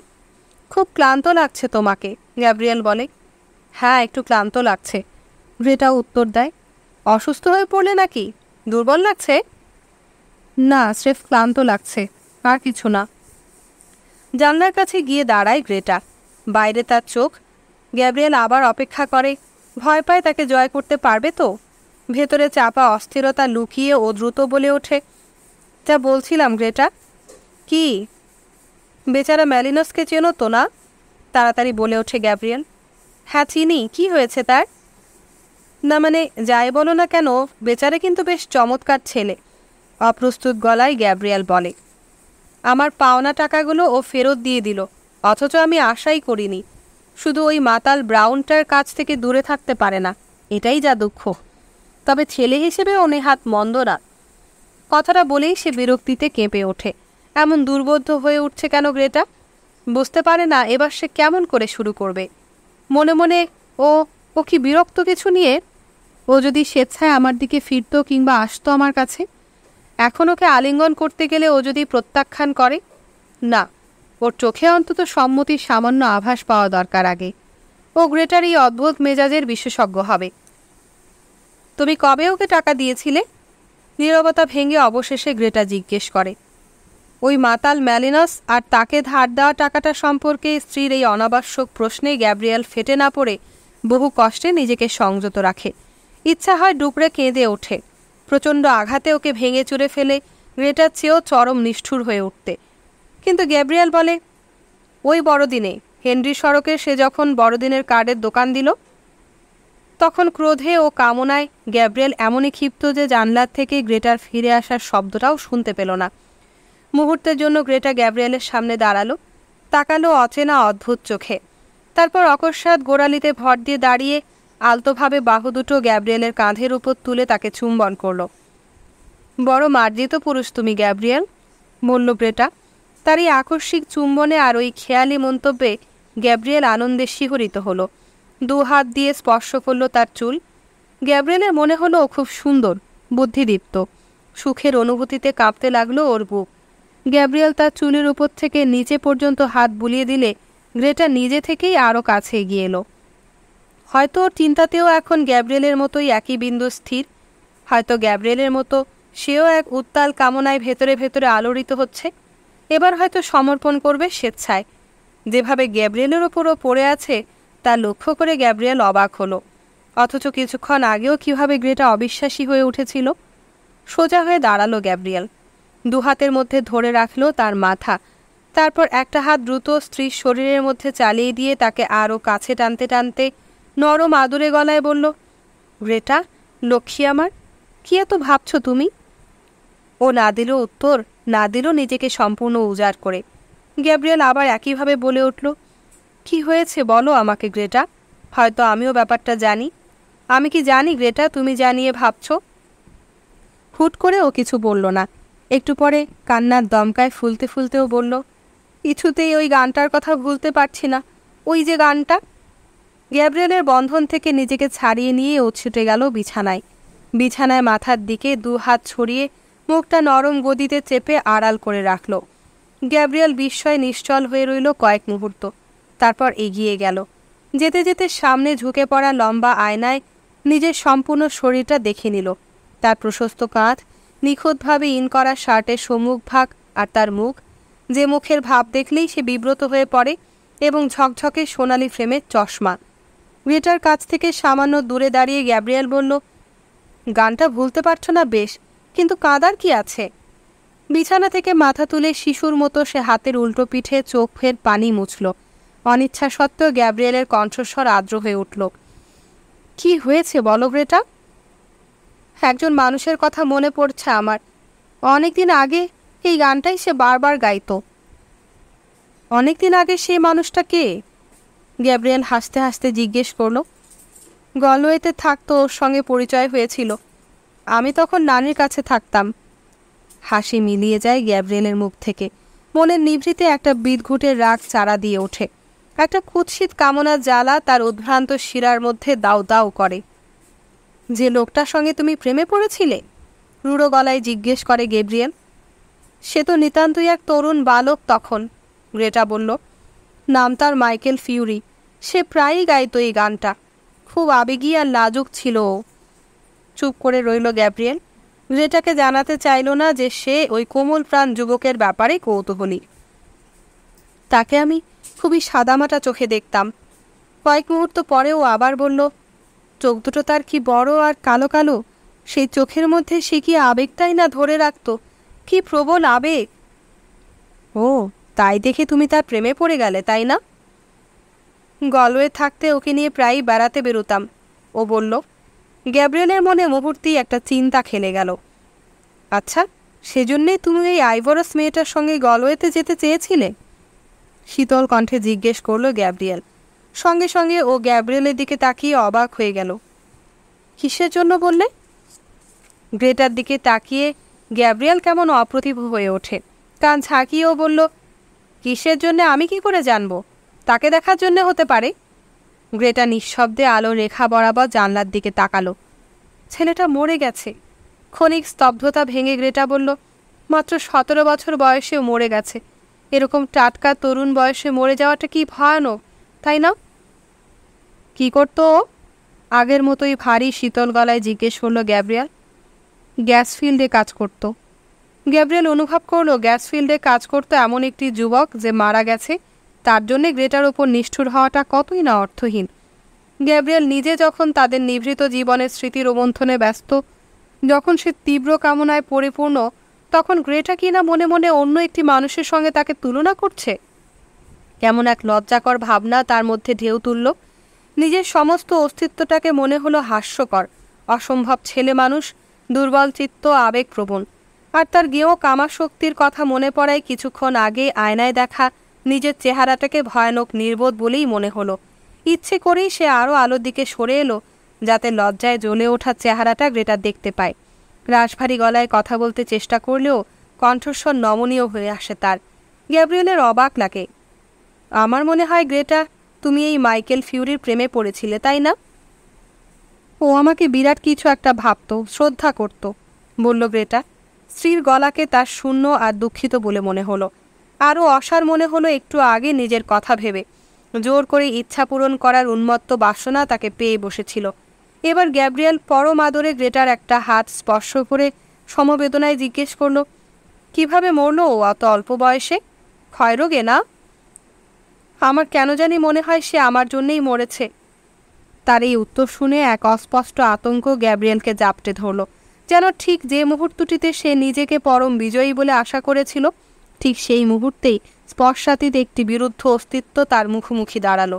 না বোঝা বিপরীত কোনো শক্তি এসে তাকে বোঝাতে লাগলো জগতের জড়তা, অর্থসার শূন্যতার কথা। কিন্তু তবু সে আপ্রাণ চেষ্টায় যুক্তি দিয়ে সব কিছু ঝেড়ে ফেলে নিজেকে মুক্ত করতে চাইল। ধরে রইল সপ্রাণ আবেগে স্ত্রীর হাতখানা। গ্যাব্রিয়েল তাকে আর প্রশ্ন করল না। ভাবল নিজ থেকেই ও হয়তো এবার সব খুলে বলবে। স্ত্রীর হাত থেকে গ্যাব্রিয়েল তার ওম ও আর্দ্রতার আস্বাদ পাচ্ছিল। এটা নিশ্চয়ই গ্যাব্রিয়েলের স্পর্শের প্রতিক্রিয়া নয়। তবুও ধরে রইল আদরে, স্নেহে, যেমন বহুদিন আগে বসন্তের এক ভোরে প্রথম লেখা গ্রেটার চিঠিখানা সে ধরে রেখেছিল। তখন শীতকাল। গ্রেটা বলল, শীতের প্রথম দিকে কনভেন্টে পড়ার জন্য নানিকে ছেড়ে আমি চলে আসি এখানে। মাইকেল গলওয়েতে লজিং থাকতো। বেশ অসুস্থ, ও বাইরে বেরোতে পারত না। অটারার্ডে ওর আত্মীয় স্বজনের কাছে জানানো হয়েছিল অসুখের কথা, কিন্তু তারা মাইকেলকে নিয়ে যেতে চায়নি, না কি যেন আমি ঠিকভাবে জানতে পারিনি কখনো। অনেকক্ষণ কথা না বলে গ্রেটা ফুঁপিয়ে চাপাস্বরে কাঁদল। ও তখন কি অসহায়! আমাকে ও প্রাণ দিয়ে ভালোবাসত, আর কত ভদ্র শান্ত ছেলেই না সে ছিল। তোমাকে বলেছি তো গ্যাব্রিয়েল, আমরা প্রায়ই একসঙ্গে বেড়াতে যেতাম, হাঁটতাম পাশাপাশি। মফস্বলের লোকেরা যেভাবে রাস্তায় বের হয়, দুর্বল স্বাস্থ্যের জন্য ও কেবল গান শিখতে যেত।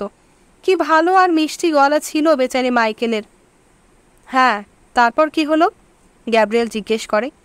তারপর গলওয়ে থেকে যখন আমার চলে আসার সময় হলো, আর আমি যখন কনভেন্টে চলে এলাম, ও খুব অস্থির হয়ে উঠল আমার জন্যে। কিন্তু আমি চাইনি আবার ওকে গিয়ে দেখি, তাই কয়েকদিন পর চিঠি লিখলাম আমি ডাবলিনে যাচ্ছি, গরমে ফিরতে পারি। আশা করি ততদিনে তুমি আরও সুস্থ হয়ে উঠবে। নিজেকে সামলে নেবার জন্য সে কতক্ষণ চুপ করে রইল। তারপর বলে উঠল আবার, ডাবলিনে যাবার আগে রাত্রে আমি নানস দ্বীপে নানির বাড়িতে ছিলাম। কাপড় চোপড় বইপত্র গুছিয়ে নিচ্ছিলাম। হঠাৎ করে কানে এলো জানালায় কে যেন পাথর ছুঁড়ে মারছে। জানালার কাঁচগুলো বৃষ্টির ছাটে ভিজেছিল। আমি কিছুই দেখতে পেলাম না বাইরে। তাই যে কাপড়ে ছিলাম একেবারে সেভাবেই সিঁড়ি ভেঙে দৌড়ে নিচে নামলাম, গেলাম বাগানে। বেচারা মাইকেল বাগানের প্রায় শেষ মাথায় জড়সড় হয়ে দাঁড়িয়ে আছে। বৃষ্টিতে ভিজে ঠান্ডা বাতাসে ঠকঠক করে কাঁপছে। তুমি একে চলে যেতে বললে না? গ্যাব্রিয়েল জিজ্ঞেস করে। তখনই আমি অনুরোধ করলাম, বাড়ি যাও। বললাম, এভাবে বৃষ্টিতে ভিজলে তুমি নিশ্চয়ই মারা পড়বে। কিন্তু ও বলল ও বাঁচতে চায় না। সেই তার চোখ দুটো আবার আমি দেখলাম, অবিকল সেই চোখ। ও দাঁড়িয়েছিল বাগানের সীমানা প্রাচীরের শেষ মাথায়, বড় একটা গাছের নিচে। তারপর ফিরে গেল নিশ্চয়ই? হ্যাঁ, ও চলে গেল বাড়িতে, আর কনভেন্টে যাবার ঠিক 1 সপ্তাহ পর সে মারা গেল। ওকে কবর দেয়া হলো অটারার্ডে। গ্রাম থেকে তার আত্মীয় স্বজনেরা এসেছিল। ওহ, যেদিন আমি শুনলাম সে মারা গেছে। গ্রেটা থামল, নাকে শব্দ করে ও ফোঁপাচ্ছিল। তারপর আবেগে দিশেহারা হয়ে বিছানায় উপর হয়ে ঝাঁপিয়ে পড়ল। সমস্ত শরীর কাঁপিয়ে বিছানার নরম গদিতে মুখ লুকিয়ে ফোঁপাতে থাকলো গ্রেটা। গ্যাব্রিয়েল ওর হাত ধরে রইল কতক্ষণ বিমূঢ়ের মতো। তখন গ্রেটার অনিবারণীয় বেদনার মধ্যে নিজের অনধিকার প্রবেশের কথা ভেবে লজ্জা পেয়ে মার্জিতভাবে তাকে একলা রেখে সরে এলো। নিঃশব্দে এলো জানলার কাছে। শোবার সঙ্গে সঙ্গে ঘুমিয়ে পড়ল গ্রেটা। কোণের ওপর ভর রেখে গ্যাব্রিয়েল কয়েক মুহূর্ত না প্রেম না ঘৃণা এমন এক অদ্ভুত বিহ্বল চোখে তাকিয়ে রইল ঘুমিয়ে পড়া স্ত্রীর এলোমেলো চুলের দিকে, অর্ধস্ফুট মুখের দিকে। কান পেতে শুনল তার গভীর শ্বাস প্রশ্বাসের শব্দ। তাহলে ওরও জীবনে এমন একটা রোমাঞ্চকর ঘটনা আছে। একটা মানুষ স্রেফ ওর কারণেই মারা গেছে। স্ত্রীর কাছে স্বামী হিসেবে তার ভূমিকাটা কত নগণ্য। এরকম ভেবে এই মুহূর্তে গ্যাব্রিয়েল একটা তীক্ষ্ণ বেদনা অনুভব করল। স্ত্রীর ঘুমন্ত মুখের দিকে চেয়ে মনে হলো ও যেন কোনোদিনই ওই মহিলার সঙ্গে স্বামী স্ত্রী হিসেবে একসঙ্গে বসবাস করেনি। তার কৌতূহলী চোখ গ্রেটার মুখের উপর চুলের উপর স্থির হয়ে রইল। তাহলে সে গ্রেটার কাছে কতটুকু? ভাবতে ভাবতে অকস্মাৎ গ্রেটার মেয়েলি সৌন্দর্য অদ্ভুতভাবে এই প্রথম একান্ত বন্ধুর মতো তার হৃদয় স্পর্শ করল। গ্যাব্রিয়েল নিজেকেও আর বলতে পারবে না যে ওর মুখ সুন্দর নয়, কিন্তু গ্যাব্রিয়েল এটাও জেনেছে যে আজকের এই মুখ সেই মুখ নয় যার জন্যে মাইকেল ফিউরি মৃত্যুর সঙ্গে যুঝেছে। হয়তো সম্পূর্ণ গল্পটা ও গ্যাব্রিয়েলকে বলেনি। তার চোখ গিয়ে পড়ল চেয়ারের উপর, যেখানে গ্রেটা তার কাপড় চোপড় খুলে রেখেছিল। একটা পেটিকোট মেঝেতে গড়াগড়ি খাচ্ছে। ঘণ্টাখানেক আগের উদ্ভ্রান্ত আবেগের কথা মনে পড়ায় ও বিস্মিত হলো। কোত্থেকে সে এত কামতাড়িত হয়ে উঠেছিল? খালাদের ওখানে খাবার সময় তার বোকাটে বক্তৃতার পর, নাকি মদ্যপান আর নাচের সময় হলঘরে কৌতুক করতে করতে, বিদায় নিতে গিয়ে, নাকি তুষারপাতের মধ্যে নদীর ধারে আনন্দে হাঁটতে হাঁটতে? হায় বেচারি জুলিয়া খালা, প্যাট্রিক মরকান আর তার ঘোড়ার মতো তুমিও খুব তাড়াতাড়ি পরিণত হবে ছায়ায়। মুহূর্তের জন্য তার মনে পড়ল বিবাহোৎসবের গানটা গাইবার সময় জুলিয়া খালার মুখের ওপর বসে যাওয়া ক্ষীণ চোখ দুটো। অল্প কয়েকদিন পর গ্যাব্রিয়েল হয়তো আবার ওই একই ড্রয়িং রুমে গিয়ে বসবে। শরীরে থাকবে কালো রঙের পোশাক, সিল্কের টুপি, জানালার খড়খড়ি নামানো থাকবে। হয়তো কেট খালা বসবে তারই পাশে, নাক মুছতে মুছতে তাকে বলবে কিভাবে জুলিয়া খালা মরে গেছে। আর বুকের ভিতর তোলপাড় করে ওঠা গ্যাব্রিয়েল খুঁজে আনবে কতগুলি শব্দ যা দিয়ে কেট খালাকে সে সান্ত্বনা দেবে। আর যেসব আপ্তবাক্য আওড়াবার সময় নিজেই টের পাবে কথাগুলো কত অর্থহীন, অবাস্তব। হ্যাঁ, ঠিকই তো, কিছুদিন পরই এরকম একটা কিছু ঘটবেই। ঘরে জমাট ঠান্ডায় তার শরীর কাঁপছিল। খুব সাবধানে গ্যাব্রিয়েল স্ত্রীর পাশে গিয়ে শুয়ে পড়ল। চাদর টেনে নিল গায়ে।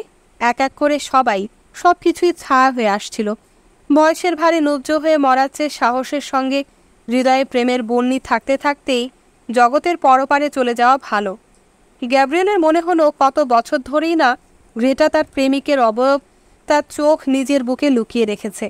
সেই কবে থেকে, যখন সে মাইকেল তাকে বলেছিল সে আর বেঁচে থাকতে চায় না। গ্যাব্রিয়েলের চোখ কেমন এক মানবিক উদারতায় অশ্রুপূর্ণ হয়ে উঠল। কোনো মহিলার জন্য এমন অনুভূতি গ্যাব্রিয়েল আগে কখনোই অনুভব করেনি। ও বোঝে এই অনুভূতিটা অবশ্যই প্রেমের অনুভূতি। তার চোখ আরও ঘন হয়ে ওঠে অশ্রুতে।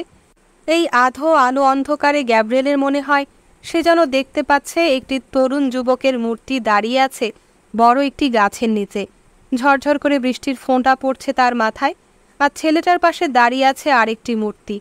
মুহূর্তে তার হৃদয় ধেয়ে গেল সেই রাজ্যের দিকে যেখানে বাস করে মৃতেরা।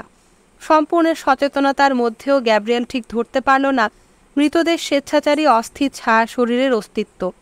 ওই ধূসর স্পর্শাতীত জগতে তার নিজের পরিচয়টুকু ক্রমশ কেমন বিলীন হয়ে যাচ্ছে। এই কঠিন বস্তু জগতে যেখানে ওই মৃতেরা সকলেই একবারের জন্য জন্ম নিয়েছিল, করেছিল জীবনযাপন, সেই জগৎটি গলে যাচ্ছে, ক্ষয়ে যেতে যেতে শেষ বিন্দুর মতো অদৃশ্য হয়ে যাচ্ছে। খড়খড়ির ভেতর দিয়ে ঝরে পড়া ম্লান কয়েকটি আলোর রেখার দিকে চোখ পড়তে সে জানলার দিকে তাকালো। কখন আবার শুরু হয়েছে তুষার সম্পাত। ঘুম ঘুম চোখে লক্ষ্য করল রাস্তার পোস্টের ফ্যাকাশে আলোয় রূপালী অন্ধকারে একটার গায়ে আরেকটা জড়াজড়ি করে তুষার ঝরছে। পশ্চিমের দিকে ভ্রমণে বেরুবার সময় হয়ে এসেছে তার। হ্যাঁ, খবরের কাগজগুলো ঠিক বলেছে, আয়ারল্যান্ডের সবখানেই তুষার ঝরছে। ছায়াচ্ছন্ন মধ্য সমতল ভূমির সব অংশ জুড়ে তুষার ঝরছে। ঝরছে বৃক্ষলতা শূন্য পাহাড়ি অঞ্চলে, বক অফ অ্যালেনে, আবার পশ্চিমাঞ্চলে শ্যাননের ঢেউ খেলানো পার্বত্য এলাকার উপর তুষারের কোমল স্পর্শ ঝরে পড়ছে। এই তুষার আবার পাহাড়ের পাশে নির্জন চার্চের উঠোনের চতুর্দিকে ঝরছে, যেখানে কবর দেওয়া হয়েছে মাইকেল ফিউরির। সেই কবরের ক্রুশকাঠে, মাথার দিকে খাড়া প্রস্তর খণ্ডে, ছোট গেটের বর্ষা ফলকের উপর নিষ্ফলা গাছের কাঁটায় সবখানে সমান ধারায় ঝরে পড়ছে তুষার। সমস্ত পৃথিবী জুড়ে ক্ষীণ ধারায় তুষার ঝরছে। পথের শেষে সমস্ত প্রাণ যেমন ঝরছে, ঠিক তেমনি অচঞ্চল ধারায় পৃথিবীর সমস্ত জীবিত ও মৃতের উপর তুষার ঝরছে।